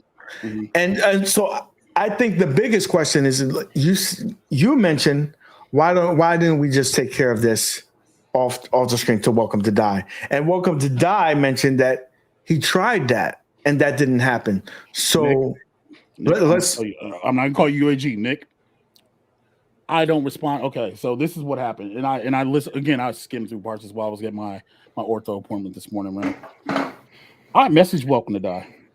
If you look at the messenger and Welcome to Die, if you want to pull your messenger up on screen, you can right now. I messaged Welcome to Die. I messaged Welcome to Die on 4 separate occasions after he got that box, just reaching out to him. Hell, we were running Mortal Kombat We were running Mortal Kombat on I Got Next, and literally, I forget who was beating on Golly, or I think somebody was beating on Golly Mortal Kombat. I was like, hey, yo, look, dude, hey, they're playing Mortal Kombat. I was thinking about you, just checking to see how you're doing. No response. I did, however, see part of your video today where you stated that I was only giving you one-word answers. And I was giving you one-word answers for this reason and this reason alone. Because I don't want to ruin friendships. It's the reason why I genuinely have not made a video, why I haven't said anything public, because I genuinely still, even to this day, no matter how you feel, I look at you as a friend, and I am not going to do anything to hurt my friends. I wish Buckerton was in my chat right now because we had a similar issue with WWE 2K22. But instead of freaking beefing or whatever else, I was like, do you know what? Somebody else can run the league. Same thing with Welcome to Die. I've messaged him over and over. And now, hell, I even messaged him on my birthday. I messaged him in Discord, and then I'm like, oh, I'm blocked. How do you contact somebody who's blocked on all platforms? So y'all did the stream, and then you did the stream Fighters Evolution, and Blast did state, hey, if you want to come on the stream, whatever else, right? And I eloquently said, I was like, yo, like, this is Welcome to Die's time. I want him to get it out, see what he needs to say, so I can understand where he's coming from, because I listened to that whole stream. And I was like, yeah, I got receipts. I could show messages, whatever, but we don't leak DMs because that's not what we do as men. You know what I'm saying? But I reached out. But how do you reach out to somebody? Even the video today you put out, it literally says at the bottom, this user cannot message you because you have them blocked. How do you repair something, or how do you attempt to talk to somebody, you know what I'm saying, where this stuff is done? Because I listened to it, legit. I listened to it, and I am sorry. You know what I'm saying? Like, real talk, on some real talk. I'm not talking to Welcome to Die. I'm talking to King. I am sorry. You know what I'm saying? Because it was never one of these things where it's like, yo, I'm here to screw Welcome to Die over. And yo, I don't want him to win and whatever else, right? You know what I'm saying? Nothing like that at all. Because we're supposed to handle this behind closed doors. That's why I kept hearing this here. So when when Welcome to Die when King was like, yo, I don't want to talk right now. The car crash was too soon. I respected that. I let it go. Cool, whatever else, right? You know what I'm saying? But then when I'm sitting here and I'm watching your stream, UAG, and y'all are on there talking about Marvel's Capcom Fighting Collection, and he takes a shot at the whole online arcade community. I'm like, well, damn, that's a whole community. You know what I'm saying? And then he's taking shots at my community. I'm like, well, damn, that's my community. You know what I'm saying? So like, UAG, what exactly did I say? Because you saying I said something. So on UAG stream, I think it's like the 39-minute, 40-something second. It's on there, and they were talking about the viability of Arcade 1-Up and people who play in online arcade. And you mentioned Eddie Good, and you mentioned Just Rich, and you said anybody who goes over there, they're going to go over that game and they're going to get washed.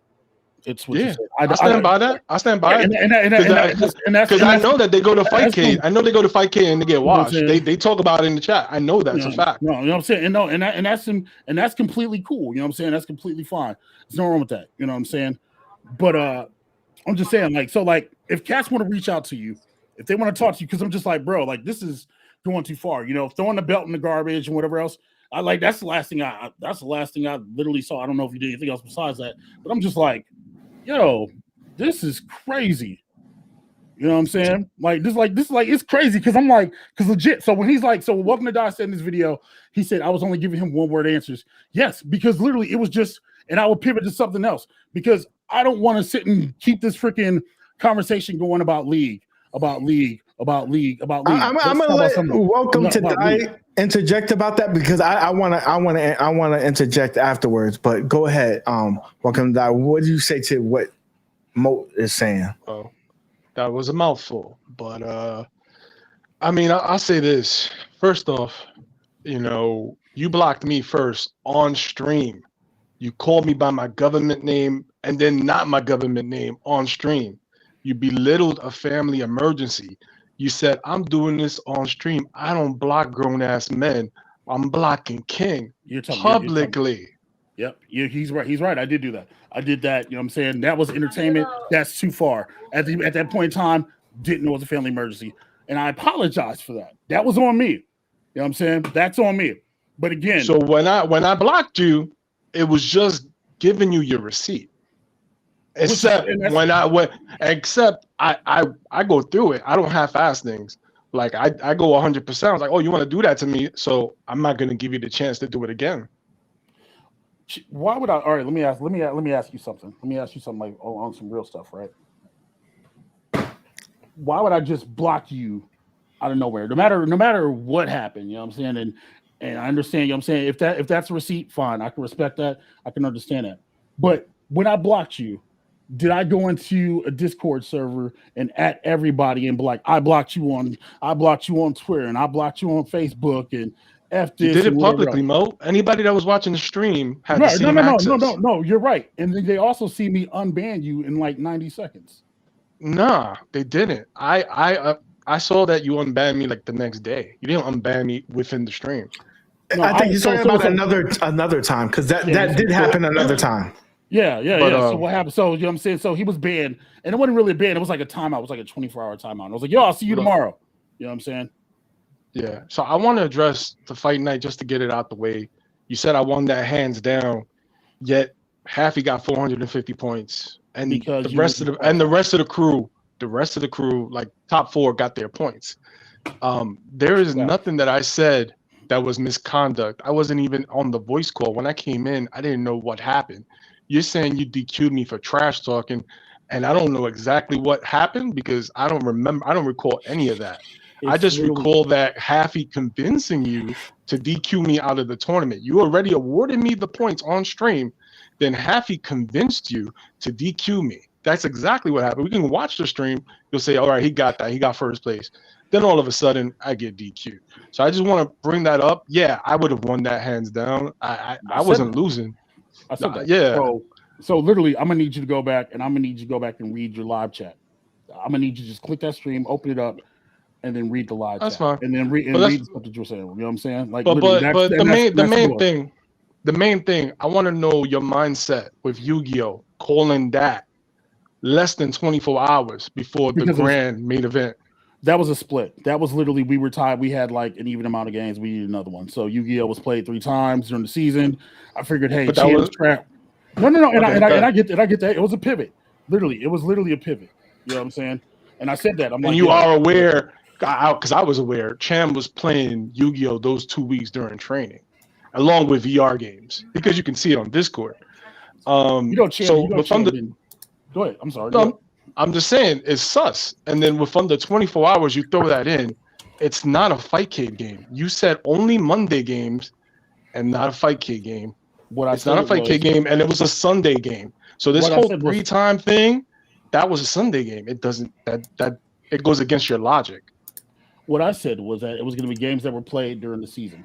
That's literally what I said. I can No, pull that on up. stream you said On Monday. stream. We can pull that up. You can Right. go On stream, back I and said- look it I said up. Monday games, and then certain games being chosen by me. Okay. That's what So- you can pull it up on stream. Yeah. So on the video breakdown, I showed that, and you pretty much, and I showed the text talking about like you even felt like your exact words was like, well, if I took Yu-Gi-Oh away and Puzzle Fighter, Chan would have won this. 8-7. 8-7. Yeah. Yeah, you said something along those lines. I'm paraphrasing. Yeah, no. Right? I said he would have taken. I said even if you take Yu-Gi-Oh and you take away Puzzle Fighter, Yeah. I said Chan would But- win the But last. that is 2 out of 3 admission. games. That's admission that you cheated for that's- him. Just no, a little that's- bit of cheating. There is no admission. Don't spin doctor that. It's literally me saying that that's me saying if these 2 games aren't in the mix, Chan can still get these 2 out of 3, and it still would have ended. But 2-2. isn't All that right, like guessing? Like you don't know what could have happened, right? No, Whoa. that's actually these are games played during the season. Oh no, on all the tournaments you can go look at the bracket. So you don't think that he has a Everyone- fighter's chance to win those games? That's not what I said. I'm I know- asking you. I know that Cham has way more time in those games, and experience is one thing that you can't replicate. That's just Ultimate like me being Marvel like, vs. Capcom 3 was a 707 game. It shouldn't even been there either. Marvel vs. Capcom 3 was played in the 707 during the season. Well, on the Monday night. Yeah, but that wasn't a 711 game. That was a 707. welcome to Die. Can I interject for a moment there? I do Oh, that sure. sometimes. Go for it. So he mentions Yu-Gi-Oh was added as a way to break up the split. If I recall, weren't there 21 games total? Why did you need to add that? Because one of the games didn't work, Tom. But you didn't know it wasn't going to work. We did know it was going to work because it was tested. Because Welcome to Die messaged me and told me the game didn't work.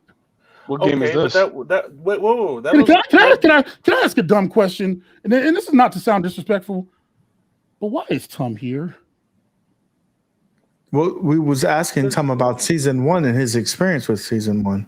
Oh, got you. Again, I'm getting caught up. That's why I'm asking. Okay, that makes no. That's what I'm saying. No disrespect. I didn't understand that. Okay. Okay, cool. but if Gotcha. you take out Yu-Gi-Oh and you take out KOF, I believe, which is the game that didn't work, that's still 19. Somebody only needed 10 wins. You didn't need to add it.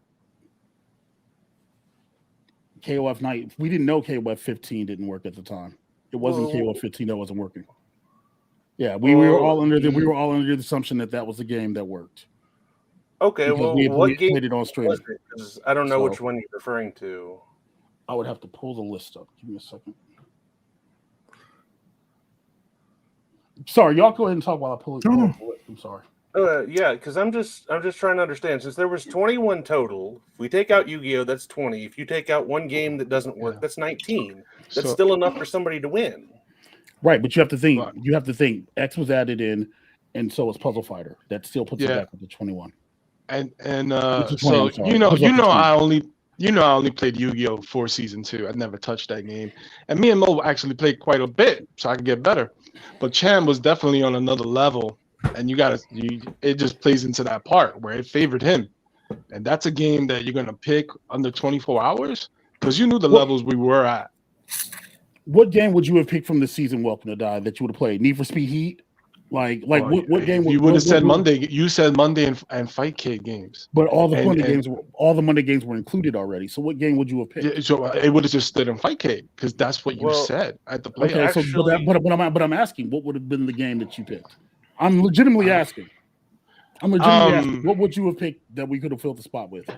Well, I would have just tried to pick something neutral. Like you picked Mega Man and you picked Mega Man and you picked Puzzle Fighter. And these are games that Champ did win in the previous tournaments. He won the challenge of Mega Man against everybody. And then Puzzle Fighter was advanced ball. But I'm saying Puzzle Fighter, he's a C player. He was playing constantly. He was a hardcore Puzzle Fighter player. You knew that. So I would have picked neutral games. I would have seen what's a game neutral that we haven't played. Yeah, thank you, Blood Tie, and Mario. Mario was added as well. Yeah, thank you. Yeah, that's what I'm saying. Like we were literally. And Mario's another mess. Mario is another mess because before that, every Mario game was being played at the same time, so nobody could copy the tech. But you changed the challenge and you let everybody go one by one. Me and Champ 1 by 1. So that messes up the whole thing because I went first. So in essence, you gave an advantage to Champ by doing that. Yeah, Mario's Mario, but there's no real tech in Mario. You run through levels. That's not entirely true. Like if you get to see the stage beforehand. 5 and 6, like, bro, the game's been out since 1989. If you haven't seen the game in 35 years, but you just admitted right now. You gave him an advantage by doing that. No, I did not give anybody an advantage. We could go back 30 seconds. Click 10 seconds on YouTube. Oh no! You just said, that's an advantage. No, I literally said, I'm like, yeah, everybody knows Mario 3. You know what I mean? Well, not everybody played every religiously. No, and I agree with that, but that's the whole point, though. Nobody's playing Mario 3 religiously. That's why it was put on there, and it was under the same format that it was actually used in the playoffs. That's why it made it to the championship round. So in the playoffs, you went one goes, or it was at the same time? No, same time. It was actually same time, and that's what it should have been in the finals. Yeah, it was at the same time. It was at the same time in the playoffs, and I'll take the heat on that. So just speaking on outsider looking at it again, I have no skin in the game. I would say that because my whole goal was to address some things that you saw and be like, you know what, we could be better the next go round. Yeah, that's all that this is. Absolutely, that is all that. And I told you this personally. And so, if you go look at my Discord and look under the season 3 channel, yeah, there are a lot of changes. But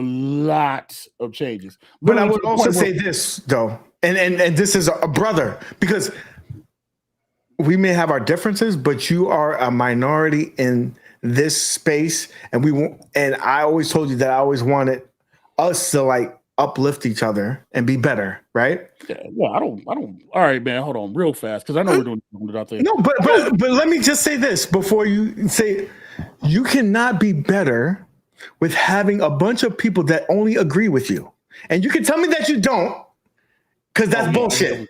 I definitely can tell you that. Bro, listen. All It's right, bullshit, bro. I don't give a fuck what you tell me. They tell you yes, because if they say this, if I tell you the sky is blue and you say the sky is red, they're like, well, you know what? Maybe the sky is red.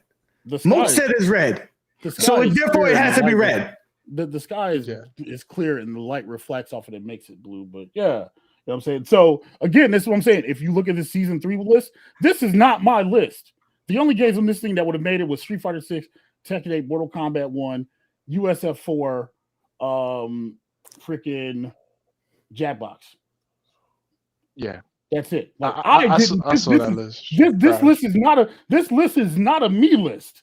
All right, you know what I'm saying? This is not a me list. This is literally a group list of people. You know what I'm saying? But I'm not referring to the game, bro. But I'm referring to like when rules and things like this happen. If you say, you know what, I think this is this. 9 times out of 10, they're like, you know what, Moat said that is this. I think that is this. And also, you also, bro, as a friend, not UAG, not nothing else. As a friend, you have a problem with addressing confrontation.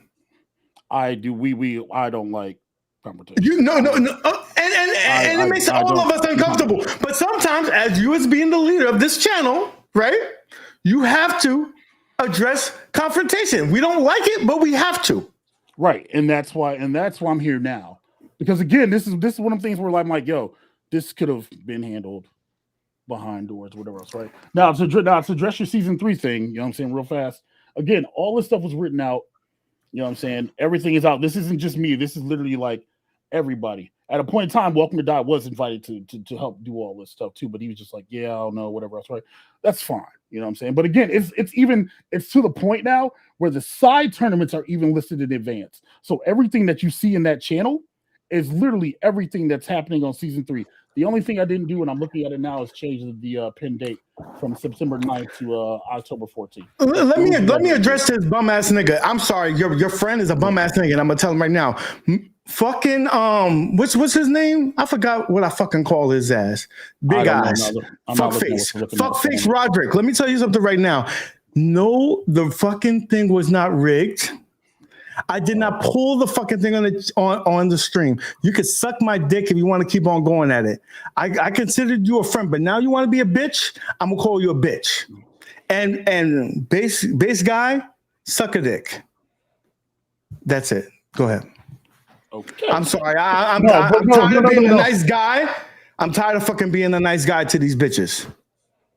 So like I was saying, everything is literally listed from the jump, so everybody knows what they're getting into. Because I did hear the part about Welcome to Die saying that he spent over $1,000 not to get to be able to do, you know what I'm saying, to be able to use his stuff in season 3. And I said at the beginning of season 2 that season 3 was going to be PC specific because like it's just easier that way. However, if you do own crossplay games, Tekken 8, Street Fighter, Mortal Kombat, you're more than welcome to do that stuff. And a lot of the stuff that we picked on there, like it's under $5. Soul Calibur 6, you can get it for under $5. You know what I'm saying? Ultra Street Fighter 4, under $5. You know what I mean? Like it was just one of the things because I did hear that because for as much money as everybody else spent, you gotta think I probably spent like twice that amount. So it adds up. You know what I mean? I get it. But it was said from the jump, like, yo, it's gonna be PC.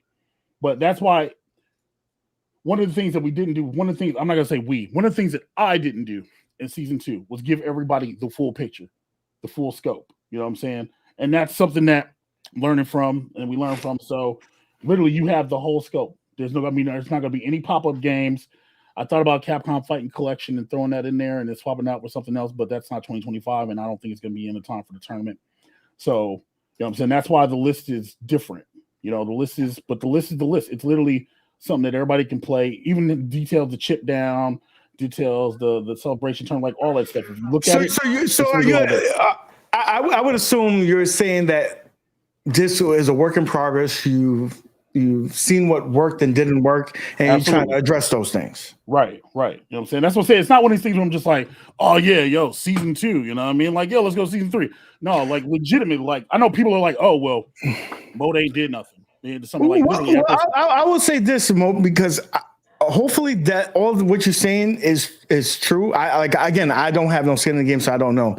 But people like Roderick per se, that always say yes to everything, maybe take him off the panel. I don't know. I know that he's a supporter of the channel, but if someone always says yes to you, like, yo, I farted, it don't stink, right? Nah, it don't stink. You said it don't stink, it don't stink. That's the type of shit that I'm talking about. Like him coming in here, white knighting for you, like a little bitch that he is. Why? For what? For what? That's the type of shit that kind of puts you in a different light. Like, why is that guy doing that? You know what I'm saying? Like, you are a grown ass man. You should be able to defend your honor, not bitch ass niggas like him. Okay? And some might say that about me, about Welcome to Die. All I did was support my friend and let him do what he has to do.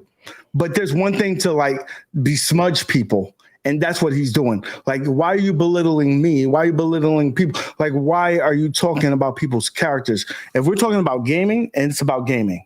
No one said, yo, Moat is a bitch and this and that. No one said that about you and your personal, your persona. You know what I'm saying? And that's what I don't like. Okay. All right. No, I'm listening. I'm listening. I hear you. You know what I'm saying? I'll be right but back. I get, but you know what I'm saying? But I guess then the question becomes like, yo, like, because again, I watched. I haven't been trying to pay attention to it. I ain't gonna lie to you, bro. You know what I'm saying? Like, it's been a lot. It's just like, why couldn't this been something that just happened instead of 1.5 hour stream? You know what I'm saying? And then 3.5 hours, and then, you know what I'm saying, video, like, you know what I'm saying? Like, I get it. Maybe some of it entertainment, you know what I'm saying? And I get it. We all vent differently and whatever else, right? But it's one of the things where it's like, again, to this day, I have not slandered him. You know because I'm black, nigga. Because I'm black. That's why the fuck I said it. Sorry. What? Oh, you must be reading chat. You know what I'm saying? Legit, like, bro, like, you know what I'm saying? Like, I still to this day have not said anything about him because that's not what I want to do. You know what I'm saying? Because like you just said, we're minorities, bro. Like, why are we 1,000%? So why are we sitting? So if we're minorities, you know what I'm saying? Then why are we, you know what I'm saying, sitting here arguing and fighting in front of everybody else when it's supposed to be like, oh, well, you know what I'm saying? We're supposed to do this. We're supposed to do that. You know what I'm saying? Like, I'm not tearing Welcome to Die down. Still not tearing them down. You know what I'm saying? Again, I consider you the friend. I'm not going to tear a friend down publicly. Nick, I'm not going to tear you down. That's not what I'm going to do. You know what I'm saying? I can't control what everybody else does. I can hear I'll hear you on the, you know what I'm saying, the yes men, whatever thing, right? I can hear you on that. But I'm telling you right now, 3 hours for that list of stuff that got nailed down and for the stuff that's being put in place. 3 hours. And a lot of this stuff, it ain't me. You know what I'm saying? But I get it. You know what I'm saying? If this whole thing was about the betterment of a season 3 and whatever else, right? That's my point. That's my point. So if that's what it was about, cool. I understand that. I can get that. But why all the extra stuff? You know what I mean? Like that's everybody deals with their thing differently. Welcome to Die dealt with his, and who am I to say, hey, that's how you should deal with it? I told him, I said, no, I agree. You know what I'm saying? And I personally think that, you know, I don't want to put words in this man's mouth. He's a grown ass man, but from what I hear from him saying is like he tried to address it with you, and that was something that nothing was addressed.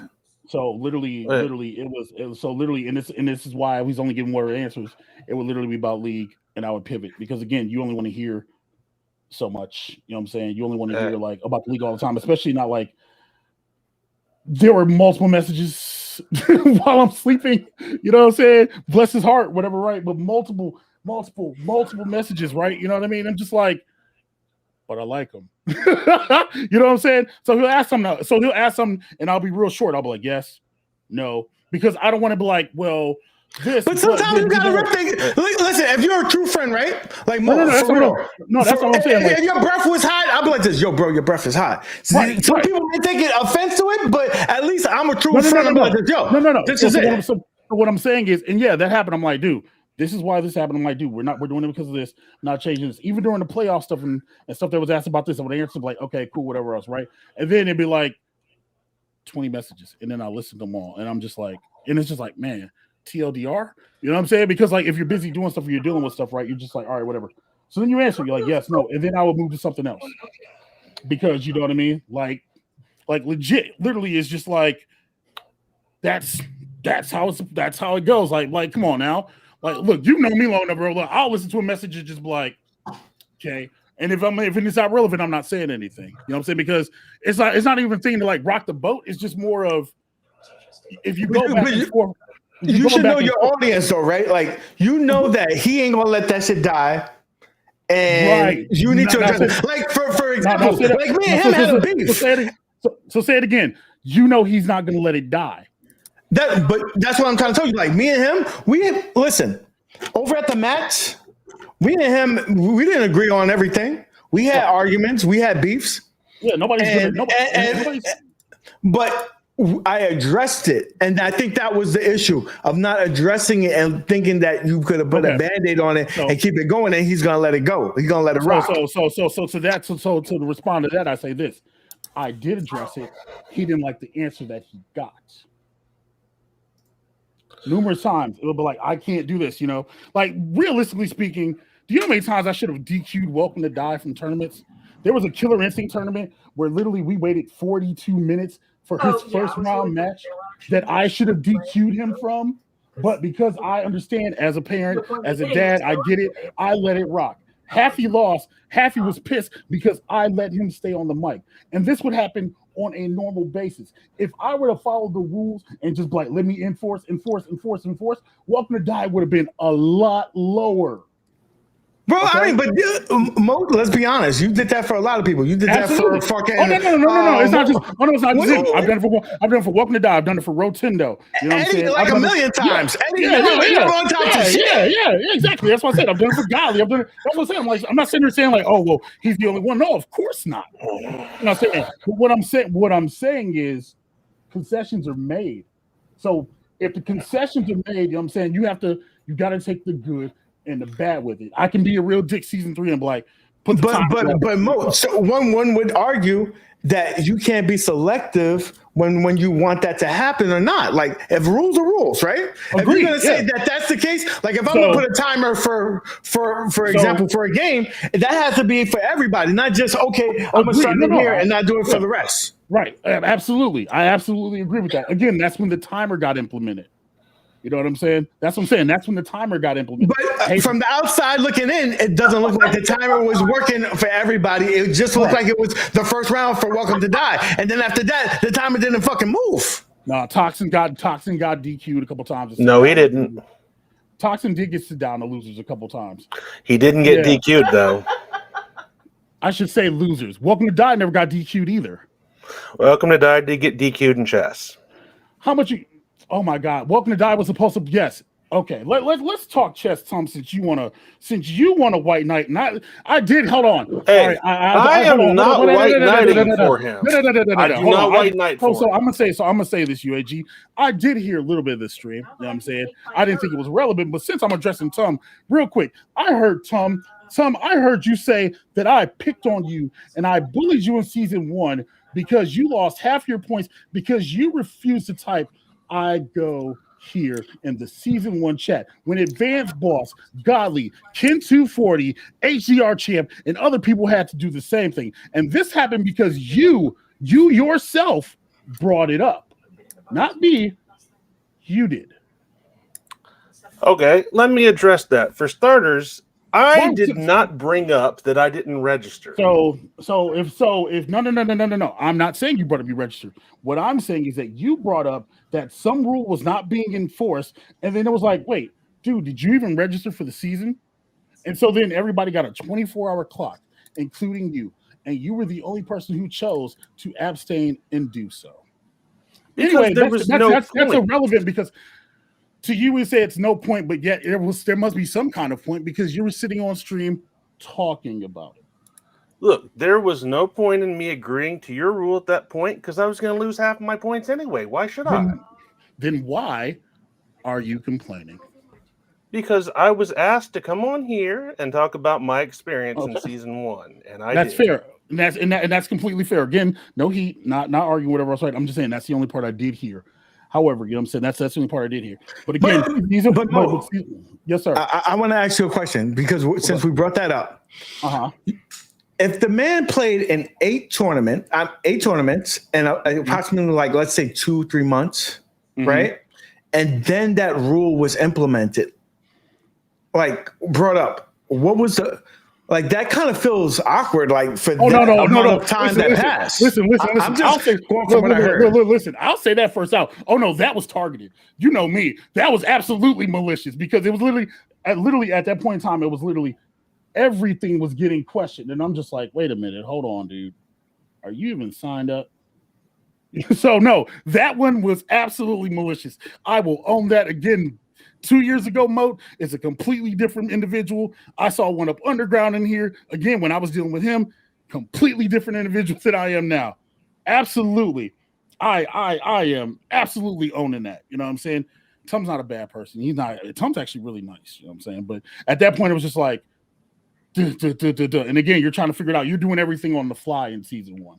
I mean, season 2, there was a little bit of on the flyness going on. You know what I'm saying? So that's why season 3 is like, all right, whatever, we'll take the time. And for anybody wondering, the channel's not shut down. We literally said at the end of season 2, we're going to enjoy the summer.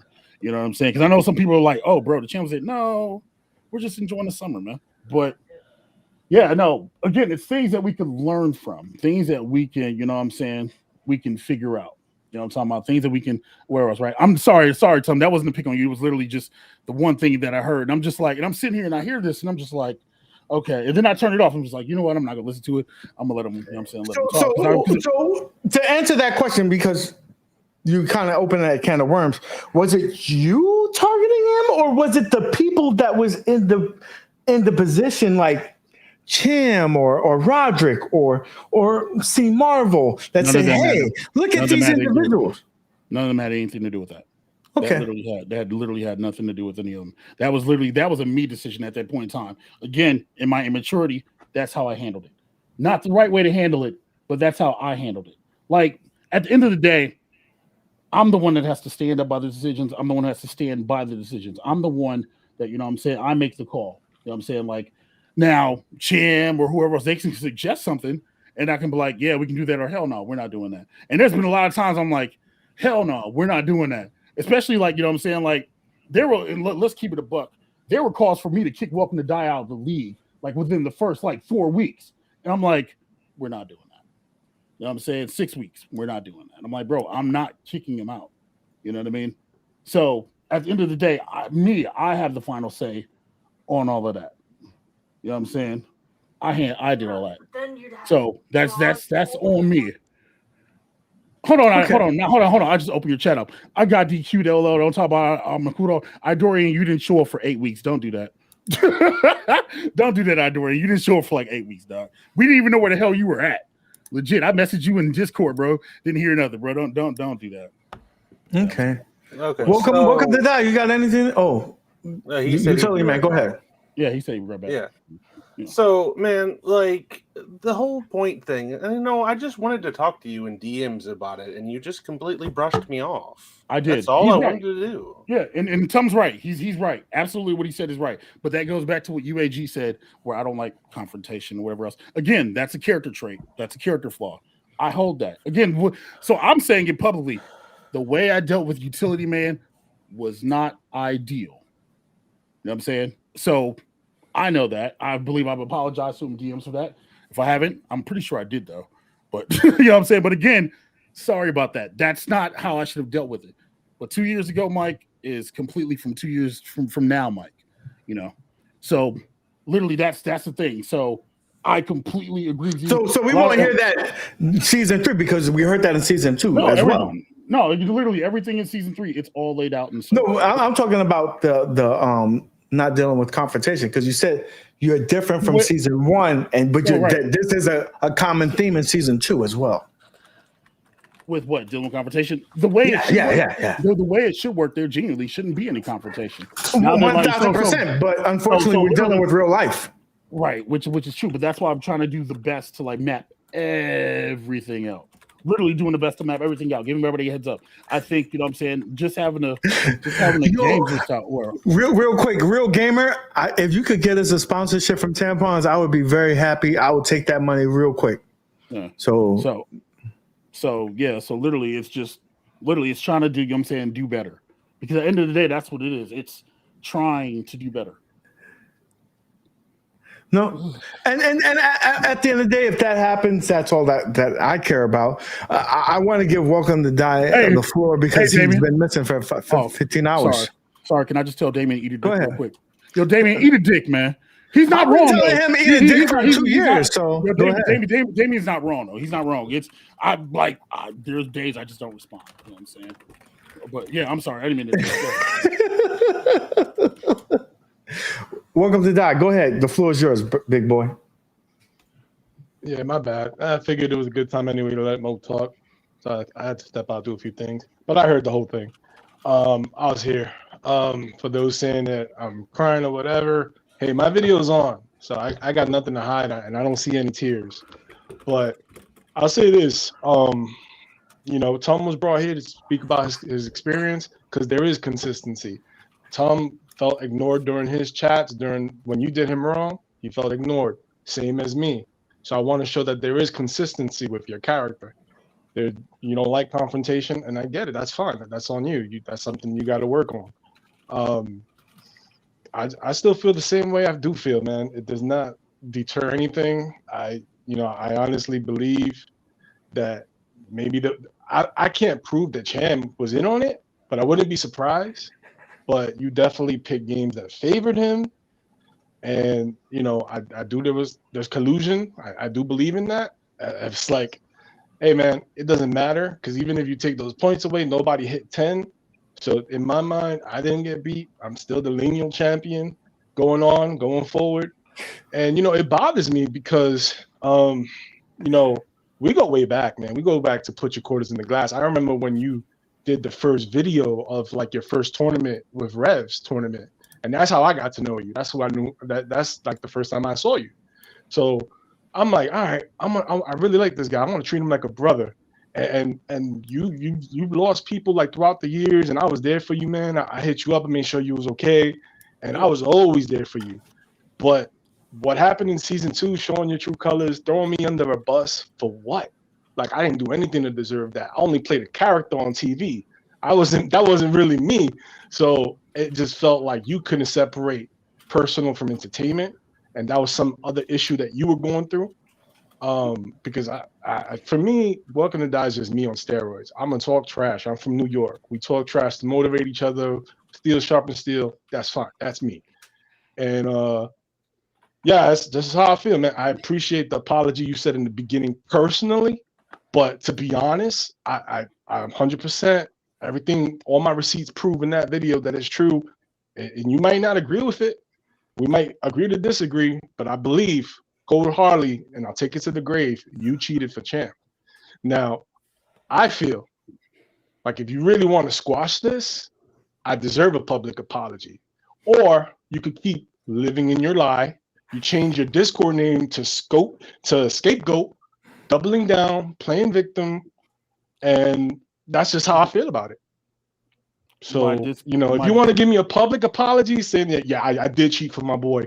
Maybe that was his commission because he did your intro, you didn't pay for it. Maybe that was his commission.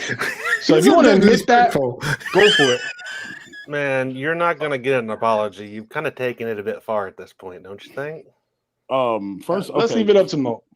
First off, my name in Discord says 711 Michael Wall Trades. But I digress. You know what I'm saying? So you brought up something interesting. You said I've known you since Put Your Quarters on the Glass. All right, you're absolutely right.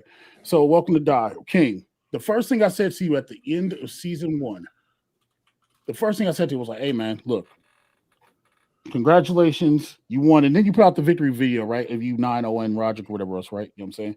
And I was like, "Yo, you got to chill, man." You know what I'm saying? Like I said before in the beginning, the reason I didn't say anything, or the reason I didn't respond, is because I understand everybody has to deal with things differently. You know what I'm saying? And I felt like, well, if you're venting, whatever else, right? No, I'll say it publicly. No, Nobody chose Cham to win anything. Realistically, you were supposed to win that. Cham wasn't even supposed to be there. If we're keeping it a buck, you were supposed to win that. You know, I think I saw one of your videos when you're like, yo, Mo, when y'all playing 2K23, and that was a swing game.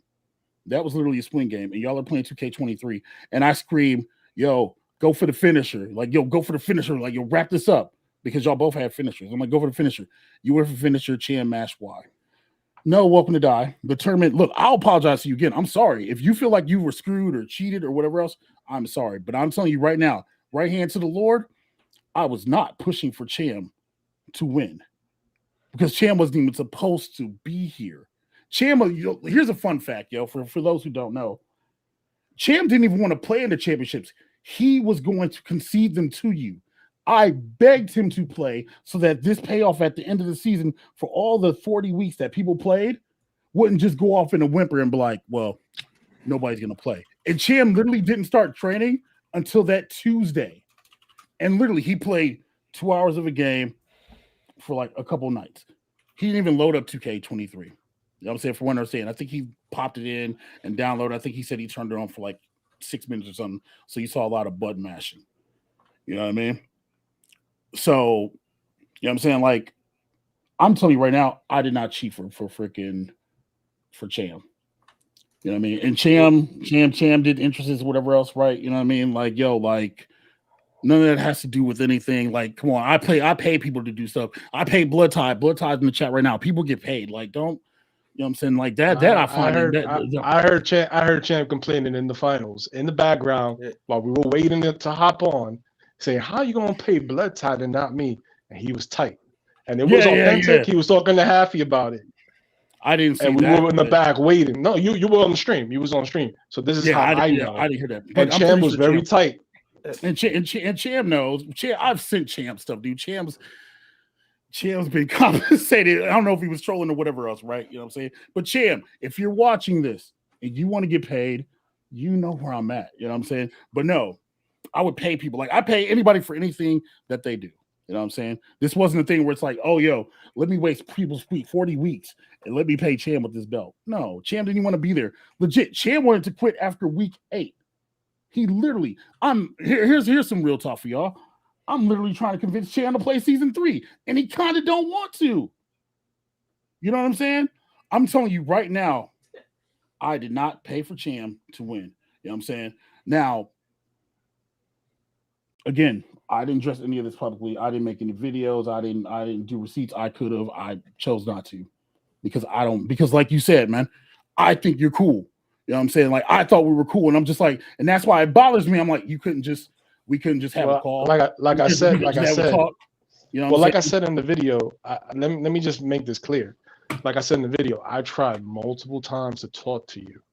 You left it at a point where I couldn't get anything in, and then like you just was gonna ignore me the entire time. I can only talk about other topics with you, so you basically ignored me, and I wasn't gonna turn the left cheek. I was like, nah, I'm gonna stand up for this because there's a lot of people that felt wrong by you, and I'm gonna talk about my experience. And had you talked to me and not give me one word, then we can talk it out through every single time. Let this be a learning experience for you, for future people that you need to talk to. And you basically suppressed it, like you left me with no choice.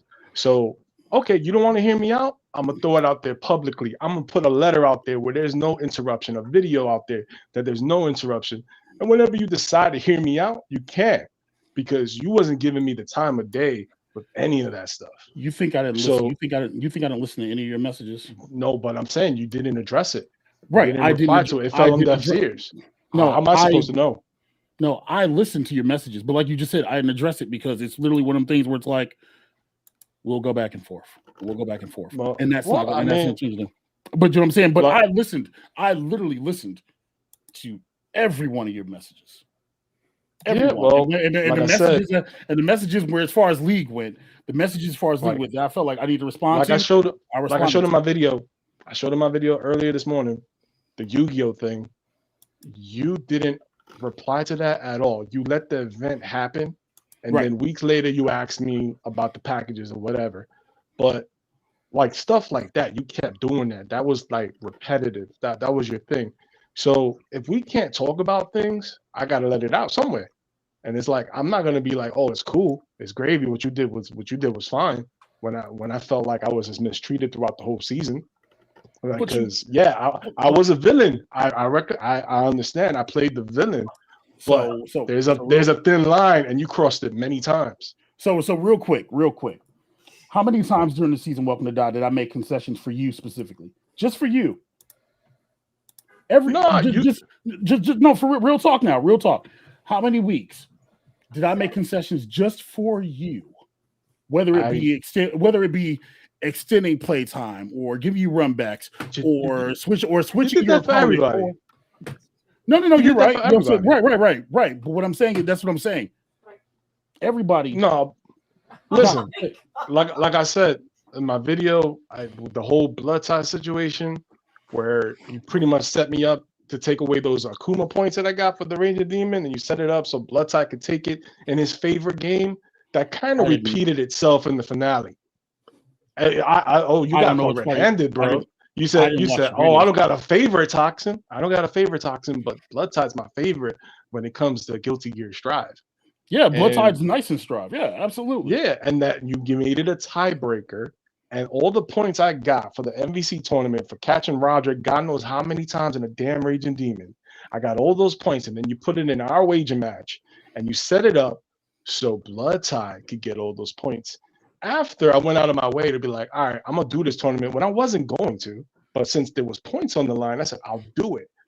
So you changed rules on the fly. I said, nah, I'm not gonna give you these points. We're gonna add it to your wager match tomorrow instead against blood tie. Okay, so I'm gonna agree with you and say that I changed stuff on the fly. Absolutely, I said that. I think I said that while you were away or whatever else, right? I said that again. All this stuff, learning. You know what I mean? But it was never like, oh yeah, how can I screw Welcome to Die today? If it were that serious, man, I would have just been like, you know what? You just don't play anymore. That's literally where it would have been. It would have just been like, you know what I'm saying? Because the way it sounds, because the way now it's sounding, it's like one of those things where it's just like it's like. But you need a villain to cheer against, though. No. That's the thing. Look, I'm not talking about being a villain, or I'm not talking about any of that. I'm saying the way that it's being stated. Like he says that he feels like everything was skewed, and I'm not gonna take that much effort to skew you. I'm just gonna, bro, you can go. But let's be honest. And I've been quiet this whole time because I had nothing to say. If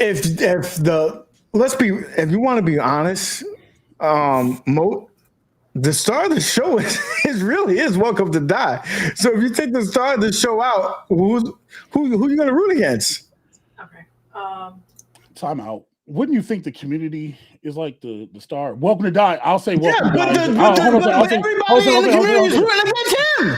Right, because that's what he wanted. I understand that. But I'm saying, you're not going to remove the guy who's the star of the show. Right. So Welcome to Die sitting right here. And he literally said before he sent his promo in, he's like, yo, I want to be. We're not arguing that. No. The argument that I'm telling you. Right. Is why would you can't eliminate him. Listen. So we're not arguing about it. So I'm saying this. So if you want to be the most hated person in the league, if you want that kind of heat, so the person running the show gives you that kind of heat, but then you get mad about that kind of heat. What would you rather? What would you have? No, 1,000% that the person should get, but it should be fair. That's all I said. Wait, I want to add to that. Go ahead. I want to interject that. Yes, I was playing the villain, and that's fine. You was giving him the heat, but once you call me by my government name, at that point, I wasn't welcome to die. That's where you crossed the line. That's when you brought in. As someone who not only watches wrestling but has wrestled for years, I'm telling you right now, like that's when you turn the burner up. When cats drop the field, you see him Punk for example, right? When cats call him Phil on the mic, that's when you're elevating and you're pushing that rivalry and you're pushing that person up to another level. Yeah. So belittling the family emergency. You already apologized for this. Now I feel like you're backpedaling. No. I'm talking about in general. I'm talking about and I want to say something. You talk about skewing games, and I would have just told you not to play anymore. You just admitted that I would have won Fight Night hands down, but you skewed all those points. I didn't get 1 point out of that. Happy my got God. 450, Toxin got Oh 300. I'm just saying there was manipulation. There was things like that where I got screwed over. You admitted that on the I stream. literally said that I DQ'd you from Fight Night. I said that already. Like, I don't No, I understand why. understand. No, because you're saying that you don't skew games, and I'm just pointing that out that you did there. No. What I'm saying is I wouldn't waste the time to every week screw you, not skew. I would screw you in the game. I would just be like, you know what? You can't play anymore. Because that's a lot of effort to just like screw you over. That's what I'm saying. Hey, you mind if I throw something out there for that? So Go for it. theoretically, like I'm not accusing you of anything, Moat. I'm just saying this. If you were to just flat out kick him out of the competition, then he can show everyone the bias there.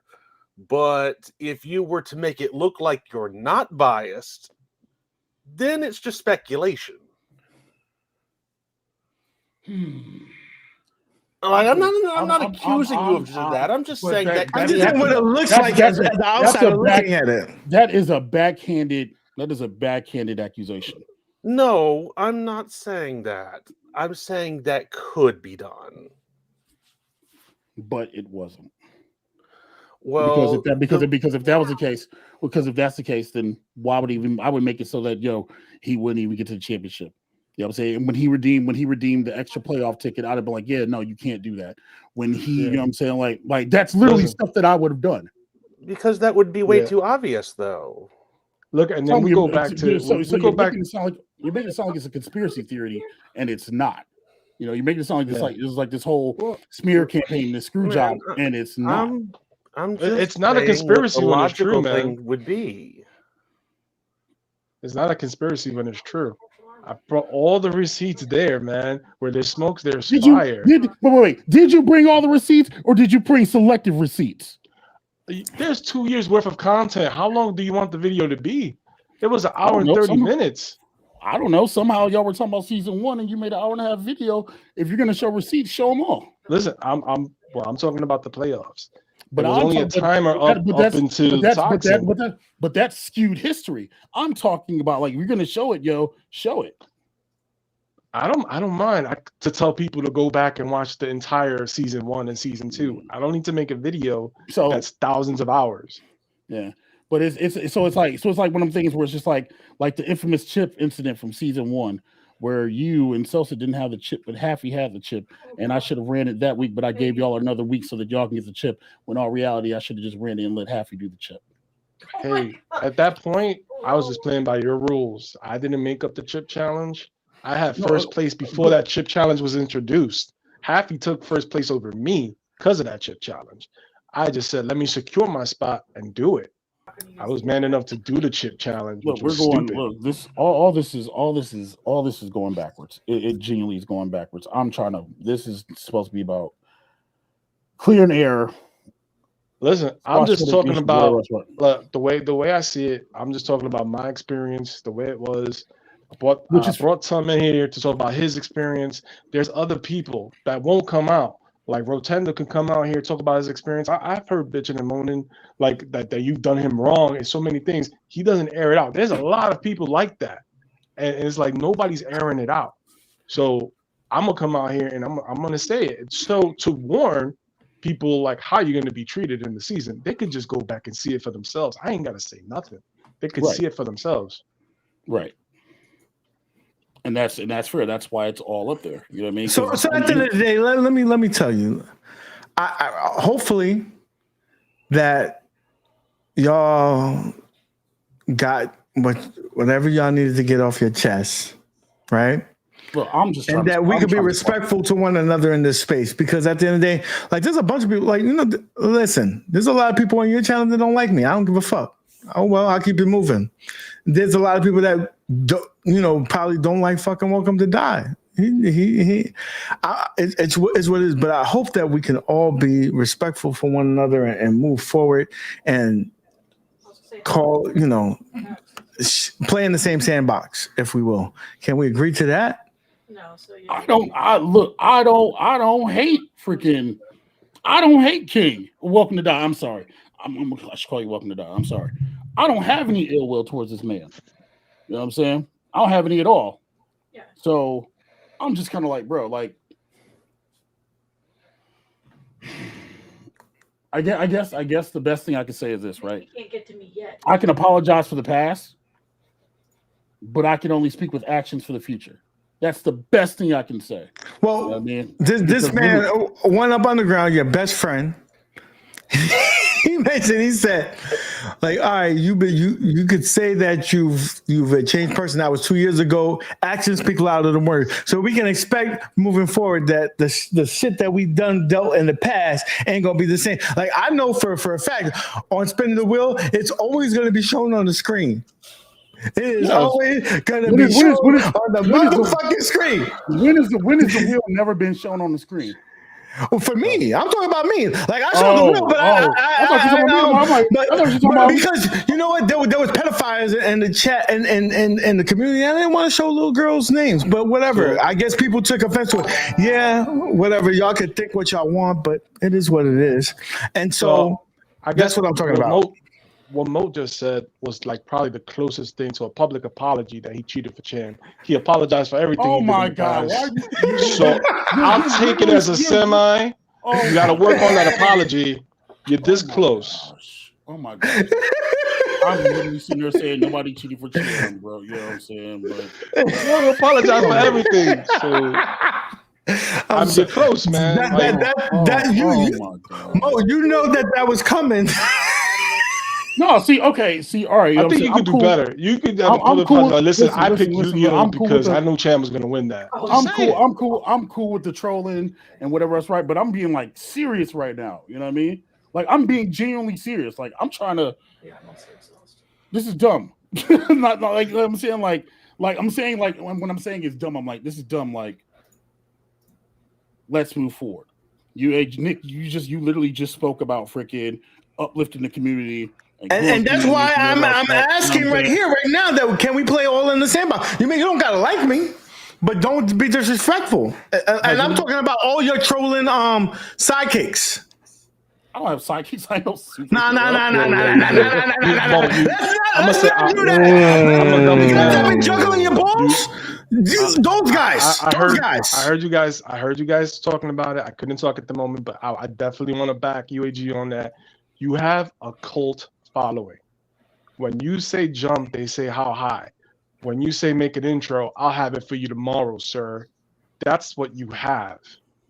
I'm not going to speak to that because if I asked a friend to do that, I would hope that they would do that. But I'm talking about what I'm talking about, Mo. You don't know what I'm talking about. I just want to say this.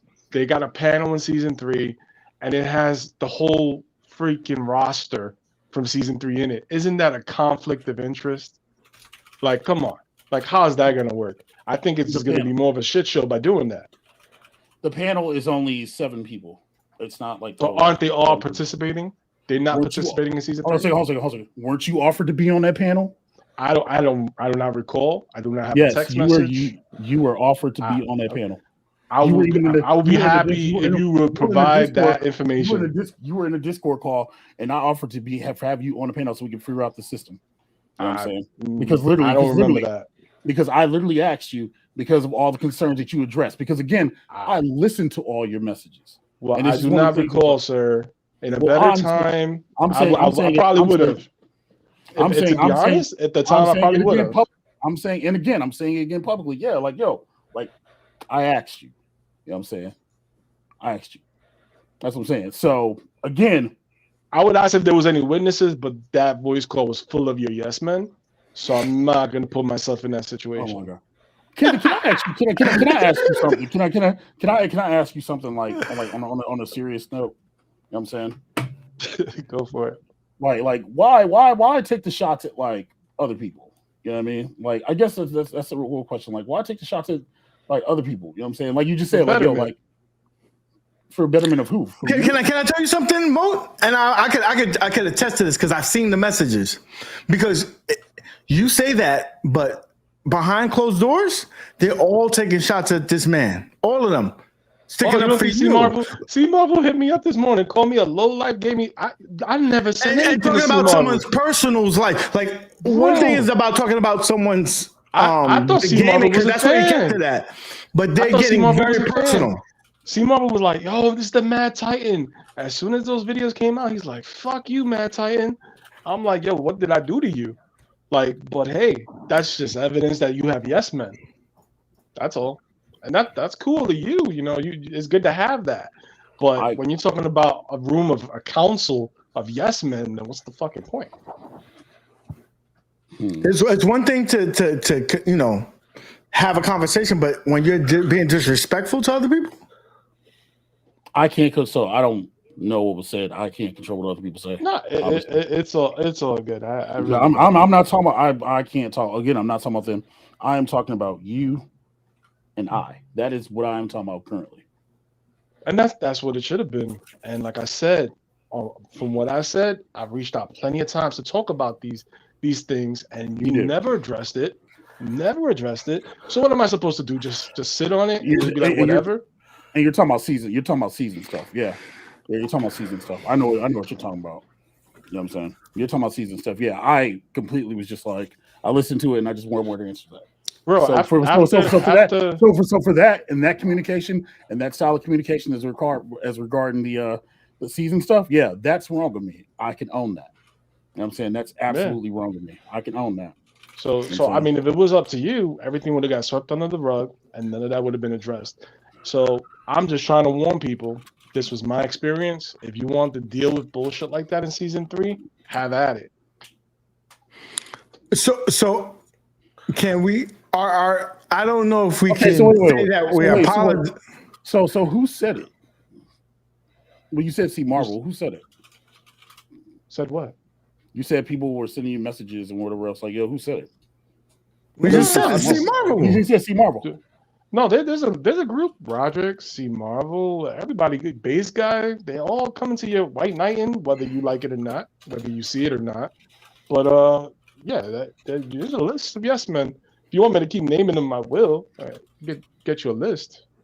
But just like it's probably your panel, but that's okay.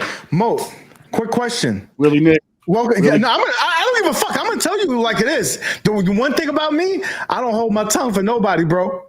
You got a bunch of bitches over there, and that's it. Agreed. See Marvel, Cam, all them bitches. It's all right. It's all right because they came to me talking shit to me. They could all suck a big dick, big black dick at that. Now, with that being said, Mo, I'm here for you and Welcome to Die, and that's why I'm here. Can we? I don't know if we can say that this is brush under the rug. Hey, I'm not. I don't know if you're gonna be best friends after this, but can we start push forward to say, you know what? I hope that we can be respectful to one another. He said he's getting closer to that public apology that he cheated for Cham. He said he apologized for all the wrongdoings he did in the past. It's like this close. He just has to admit that. So that's not going to happen. He did that. I want to know if can we move forward? Can we play in the same sandbox? Can we say, you know what? I may not like this man, but I can respect him because at the end of the day, we should be able to respect one another. We are both guys. Yeah. Again, I haven't said anything publicly bad about Welcome to Die, and I don't want to. Roger, shut your eyes back in your fucking skull because they're fucking popping out and suck a dick. Okay, go ahead. Again, I like Welcome to Die. I like King. You know what I'm saying? Sorry, you do? Why? I don't. Because the thing that he said, he literally said, "Welcome to Die" and King are two different people. You know what I'm saying? And they are, because King. Cool as a fan. When the Welcome to Die character is on, you know what I'm saying, a different individual. I like King. That's why I said, like, yo, I don't have any intention to like freaking sit here and slander, and that's why I hadn't said anything. You know what I'm saying? I would like to move forward. I can't control what you do or whatever else, right? You know what I'm saying? But it's just like, bro, it's just like, come on, man. You know what I'm saying?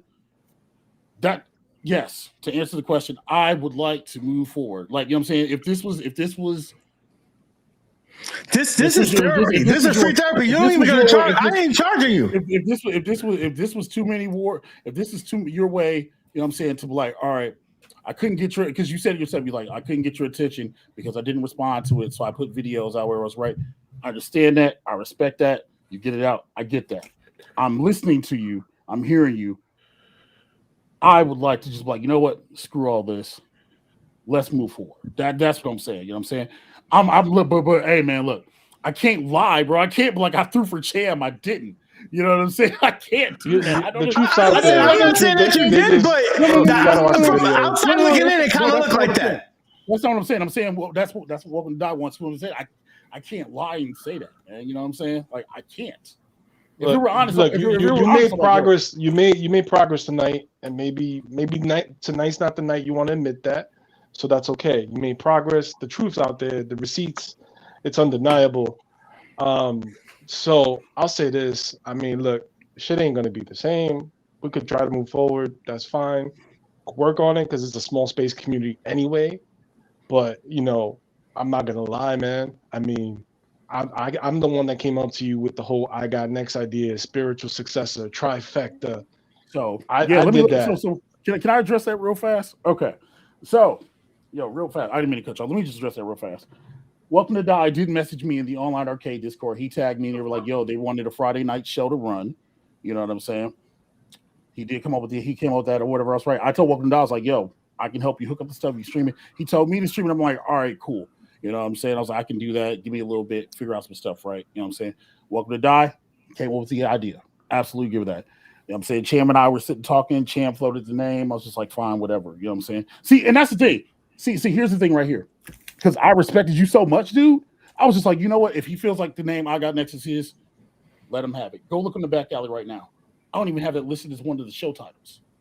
You see what I'm saying? Because I'm just like, bro, I'm trying to move forward. You know what I'm saying? So yes, Welcome to Die he came up with the idea. He presented it when I got tagged in online arcade. Yeah, he came with I got next. He's like, let's run a Friday night show.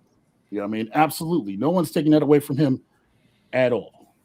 At all. Now, I wanted to add to that. So it's not only that, we've been doing this for years now. I mean, Arcade Windows has been out for 5 years, so this community's existed. Right. But that all the content. I mean, Lucha Libre was basically me having like during the daytime. Plus, almost every video has me on it, the wrestler King, and Tekken. So it's like I helped build all that. My point is this. It's like, we had that friendship that it was like, I would do anything for that channel. I put a lot of energy on myself, a lot of ideas, and I said, let's run with this. And I did a lot of booking and whatever. Agreed. All that to just get the betrayal at the end in season 2. I felt like I saw your true colors. So that's what these people don't understand in the chat. They don't understand that it's deeper than what they think. I don't even understand it because you're just like, you felt betrayed, and I'm just like, but I didn't betray you. But that's how you feel, and I'm not taking away anything. I'm not taking away anything that you feel, and I'm not invalidating your feelings at all. I'm just trying to understand. You know what I'm saying? Yeah, it's accumulation of a bunch of events that happened throughout season 2, and it was just basically that. It's like you didn't want to talk it out, so it's like, all right, fine, and then it was just screw job after screw job after screw job, and I was like, do I deserve all this shit? I've done helped this channel so much, and then to get all these screw jobs back to back, I play the bad guy, but once you call me by the government name, to me that's out of character. Like that's not even Welcome to Die at that point. Okay. So I felt disrespected many times. After fight night, I was like, I'm done with this. I just want to stay. I'm gonna be cool politically, so I don't get robbed out of prize money, and you kick me out of the tournament just cause. So I felt this way for months, like around fight night time, and it was all a build up. And I was like, you know what?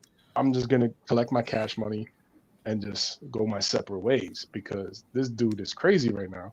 So that was just how I was feeling the entire time. I think it's all about perspective. To be honest with you, Welcome to Die, and Mo, like everybody, you can have someone tell you their version of the story and hear the other person's version, and it could be totally opposite. It's about their perspective. So I'm sure that what you're saying to you is God's honest truth. And Mo probably has his version. And then there's the third version where people are outside looking in and like they see a certain thing. And that's what I was trying to give that perspective. So I think that, to be honest, you guys probably still have to have this a more lengthier conversation outside of this. I think that this was a start to get you to the table. But I would hope that as minorities, that we can all, say, hey, I know that you may not be my best friend. But we could be cool. We could be cordial. Like shit. I'm gonna put my shit out there. I don't like steps. I didn't like steps very much. No. But I said, you know what? This place is too small and life is too short, and fuck it. We could be cordial. And I brushed a lot of shit. Welcome to that. A lot of shit. And we move forward. And I just hope that we could do that because, like I said, man, life is fucking short, bro. Right. And I love you. Welcome to die. You, like, my dad passed away. You were there. And so I'm telling you this as a brother. And Moat, when you were just starting to get into the community, I reached out to you and told you, come here, bro. I want us to do big things. And I still believe that to this day. So I hope that you, Welcome to Die, Moat, Tom, Fighters Evil, Steps, even Raccoon fucking Rev can all play in the sandbox. I don't have to like you, but I can respect you. So can we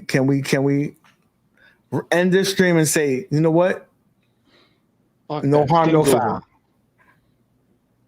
What he said? I don't know what he said. I don't know. I said, fuck that. Stream over. I love you though. Oh my gosh! I love you. ask something? I'm joking. Welcome to Die's been asking a billion things. I got something I can ask here. Nigga, I still love OTG. You know what? He's acting like a girl, but that's okay. I still love him. He's my brother from another mother. When he comes back home, I have open arms for him. Love that man. Mo, What's up? so we agree? We good? I don't have no heat. Okay, I don't have any heat. I don't have any heat with nobody on this panel. You know what I mean? Like I don't have any ill feelings or anything like that. Like when I said that beef was like one-sided, I'm like, it is because I feel like I don't understand. You know what I'm saying? But no, I'm here. You know what I'm saying? If I didn't care, I'd be like, oh well, whatever else. I wouldn't have been trying to reach out to other cats. I'm like, hey man, tell this dude, let's talk. You know what I'm saying? Because again, I like the dude. I like him. You know what I'm saying? So he's hurt. You know what I'm saying? He's upset. I get all that. I understand that. You know what I'm saying? I don't have a problem playing in nobody's sandboxes or any else thing like that because not only is this community too small, man, but again, we're minorities. You know what I'm saying? So I'm not trying to beef. We don't need to beef. That's what I'm saying. Like, bro, like whenever there might need to be a lengthier conversation, maybe. You know what I'm saying? Maybe. But at the same time, Moat, right? But I've heard. Your partners there are holding beefs that I had no beefs with them. And that's what fucking really irritating me because fucking Brown Nose and Roderick and Cham, Salty Cham, I don't understand because I never said nothing to those men. Then that's something y'all should. And that's something y'all should probably handle. You know what I'm saying? Trust me, I've sent out numerous messages, but again, they think that me standing by my brother is going against you, and that now they want to burn down the village. Let's burn it down. I don't think it's any. It shouldn't be tribalism because that ain't what this is about. That's what it feels like. It shouldn't be because that for me, I can only speak for myself. For me, that's not what it's about. You know what I'm saying? For me, it's more of talking welcome die, getting this done. I'm literally just happy that this conversation. I'm just literally happy that this conversation just even semi happening. You know what I'm talking about? Like that's what ultimately I care this about. is what I wanted. I wanted it closed doors, but I wanted it, and it is what it is. And I hope that we can all move forward. Well, I can't because I started a poll with the chat and they told me Damon, not if you want to suck dick, you could go to 42nd Street. I don't know where you at, bro, but I heard there's a live action over there in Texas. You could go suck dick somewhere else. Don't come in here sucking dick. So can I ask something? Leave Damien alone. He's got to get his Go discounts. go Bro. for it, Leave Damien Tom. Go alone. for it. Let Tom speak. Sheesh. Okay, so I'm curious if there's like no ill feelings at all. Why are you and Roderick calling me a Welcome to Die White Knight? Tom, where did I call you a Welcome to Die White Knight? Well, you did though. You When did. you came in and said it verbally. You did. Oh yeah, I did. Because Tom, you have inserted yourself into something that realistically has nothing to do with you. And it's not true. So okay, so Tom, just real fast. You know what I'm saying? Because I'm not trying to go too far away from this, right? Yeah. But hey, Tom, were you the one who felt like you were getting screwed in season 2? Were you the one that felt like the deck was stacked against you? I can understand how now before you answer that, I can understand looking out for a friend. I completely understand that. You know what I'm saying? Completely understand that. But you know what I mean? Like when I say white knight, it's literally like you can't, you know what I'm saying? It's literally it's the phrase white knighting, and that's open interpretation and probably shouldn't not the right phrase to use. I'm gonna interject for Tom. Mo. Mm-hmm. I know Tom. I would say fairly well. Mm-hmm. He is a stickler. He sees everything black and white, and I think he's like, I don't care of who's on which side of the road.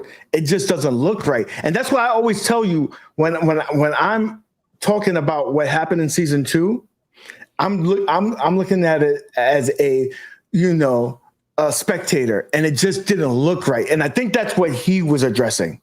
Which I understand that, but again, so you got to remember at this point in time with me coming in a call, this is after a couple of streams, a couple of videos, you know what I'm saying, like, and then me listening, I'm just like, I didn't hear all this, but just listening to streaming, I'm just like, okay, but again, at the end of the day, it should still be me, and you know what I'm saying, welcome to die. So white knighting is not the right phrase I should have used. You know what I'm saying? So I'll take, you know what I'm saying, that's the wrong phrase to use.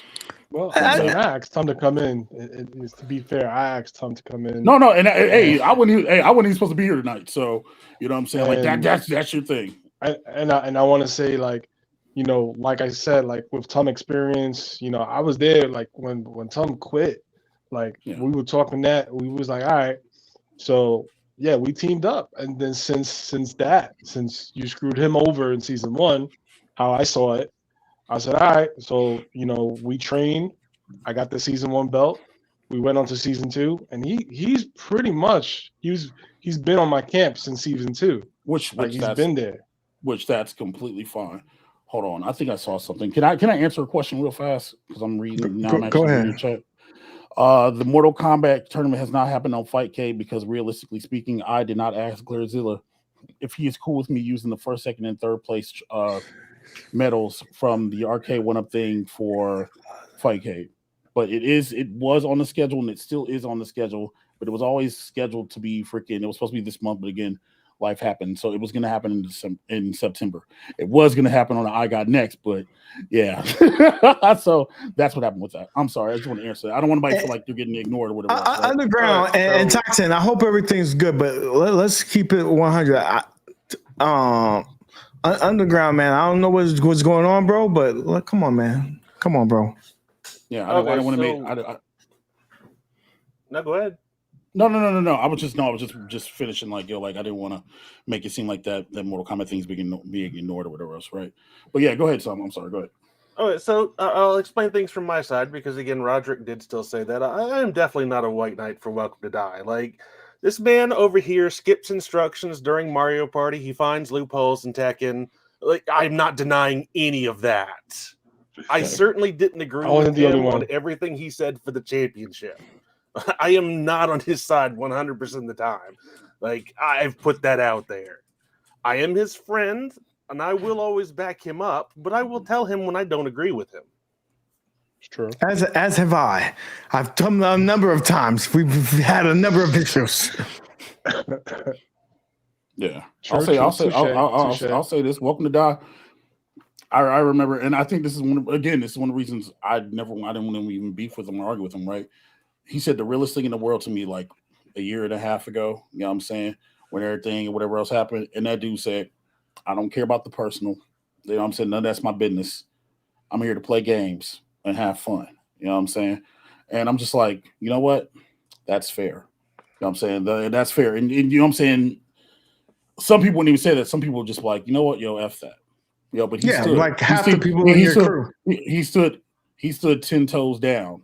And I was just like, yeah, I can get with that. You know and so you would understand why I ride for that, man, because half the people in your crew took a issue that was nothing to do with them and made it personal against me. Yeah. And they could they can, you know, all could suck a big dick. And I got a dick for them to suck. Come see it. Hey, yo. I mean, everybody doesn't see my dick, so I might as well send it to them. Wait, what? Moat's here. I know I said this on the stream, but Moat's here. I don't think he wasn't here when I said it. But Moat does have this thing where he says it's about the fun. It's about the fun. Forget everything. It's about the fun. My thing is, I don't find it fun when I feel betrayed. I don't find it fun when rules get changed on the fly and I get screwed out of a victory. That's what I'm having a problem with. Like, I can't have fun when those things are happening. And you know what? That's fair. I can agree. I can absolutely agree with that. That's fair. And so again, that's why I apologize for that earlier. You know what I'm saying? If you feel like that's what happened, you know what I'm saying? And that's what you experienced, that's not what the season was supposed to be about. You know what I mean? And I said that happened again. That happened in the finale specifically. Can you repeat that apology? How about you rewind a YouTube video? How about that? How about you rewind a YouTube video? Trust me, he already wrote it down because he got it timestamped. I got Zohar clipping this right now. Jesus, I'm being serious right now. I'm trying to move forward. He's like, yo, can I get it again? No. We're not going to do that, guys. But seriously, on a serious note, I think a lot of progress was made. Again, will it be the same? Probably not. But at least we could say that we are cordial with one another, move forward, and hopefully, hey, maybe one day in time in the future, we can all, you know, have a drink or something like that. No. Yeah, maybe. Listen, I'll get you some crack wings at what's that place called? BBQs, Dallas BBQs, right? And then I don't know, Mo, do you partake in the adult beverages? You see me drink right next to you. Yeah, but I mean, like, you know, I don't recall that really, to be honest with you. But okay, so I'm gonna get you a Hennessy Pina Colada. I'm telling you, if you get one of those for man, I'll say bad this. bitch, you take that, it's over. I'm gonna say this, like, yeah, we could be cordial. Things probably never be the same, but the truth and the videos will remain up on my channel. I'm not asking you to take them down. Again, so that's one of the things. I'm not sitting here trying to like censor you or nothing like that. I'm like, man, let's be done with this. That's why I'm like, yo, can we just be done with this? You know what I mean? Like, I'm not sitting there saying, hey, take your videos down. No. Damn. This nigga said something. No, I was just reading something in the chat. That was very poetic. That was very poetic. Oh, yeah. No, I'm not asking you. I'm not asking you to take down your videos or anything else like that. You know what I mean? Like, that's not what I'm here for. Set you know free. I'm here to freaking squash issue. You know what I'm saying? Squash issues and move forward. That's what I was here for. You know okay. I think we did that. So anyone got to say something? The truth will set you free. Okay. Mo, do you have anything to say? Yeah. I just, you know what I'm saying? Let's just move forward. Again, yo, actions speak. You know what I'm saying? And hey, all I can do is show things are, you know what I'm saying, different. You know what I mean? That's all I can do. You know what I'm saying? If it's looking out, and if the videos and the extensions and stuff to where look out for the community, cool. You know what I'm saying? If it was to get my attention, cool. You know what I mean? Like that's where I'm at with it. I mean, let's let the action speak. That's what I'm saying. Let the action speak. Tom, sir? I'm gonna bonus action back I'm, Arcane. I mean, for me, like I never wanted to attack Moat to begin with. I'm just kind of staying neutral because I don't like the way his league is run. And that's just Come kind of back to it. Like season 3? well, Somebody there yeah, said that? like the same thing with Listen, season 2. Like I'm just at odds with how it's run, so I just I'm don't join. It's nothing personal against him. So Tom, to that I say, like, yo, listen, man, look, you know where my DM's at, man. If you and legitimately, if you have constructive criticism, yo, legitimately, because you're somebody who's outside looking in, right? So you said outside all season 2. So like, yo, I like criticism. You know what I'm saying? Like, let me know what you think. Hey, this could be better. Hey, that could be better. Hey, maybe instead of doing ABC, you should do XYC. You know what I'm saying? Listen, Like, you know what you should do well, right now is scratch the panel, put me, Listen. Welcome to Die and Tom on your panel. I guarantee you that should be right because we ain't gonna say yes to your ass. look. UAG, wait. UAG, you don't play video games. I still know rules is rules, nigga. I still know that. I play them. I just don't play them well. Well, So I mean, get that- that straight. I play that them. I just Jackie don't play them Chan well. game is a video game, not much of Base- one, but it is. I got to reply to Base Guy. Base Guy is talking about for me to return to season 3 as the hero. Well, I was always the hero, man. Thanos. The hero in your own was always the story, hero. yes. A hero is a And- villain who's never had their story told. Yeah. And I'll say this: I'm going to remain the lineal champion. Season 3, if it happens, it'll be interesting because I won't win it again. You're going to have a new champion in season 3. You're welcome, but you're not welcome to die. Whoever wins that shit, just remember that. You know, welcome to Die. In some way, shouldn't you be thanking me for quitting season 1 so that you could win? Listen, everything happens for a reason, Tom. Mm. Everything happens for a reason, Tom. I'm just saying, like, if we're spitting facts here. He said, technically, I'm your season one champion. What up, MGK? We say UA Free does find a play games. What? MGK, are you sleep typing, breath? Right, okay, so 6. MGK, first of all, that man, if any man cannot call me that, is that man.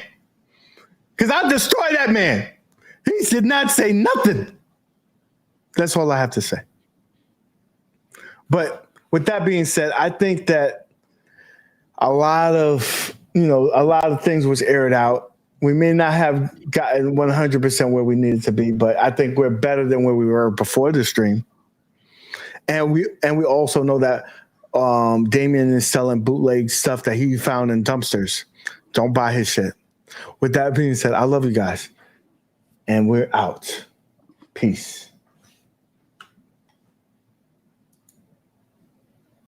Uh-oh. Guess what day it is? Guess what day it is? Huh? Anybody? Julie, hey, guess what day it is? Oh, come on, I know you can hear me. Mike. What day is it, Mike? Let's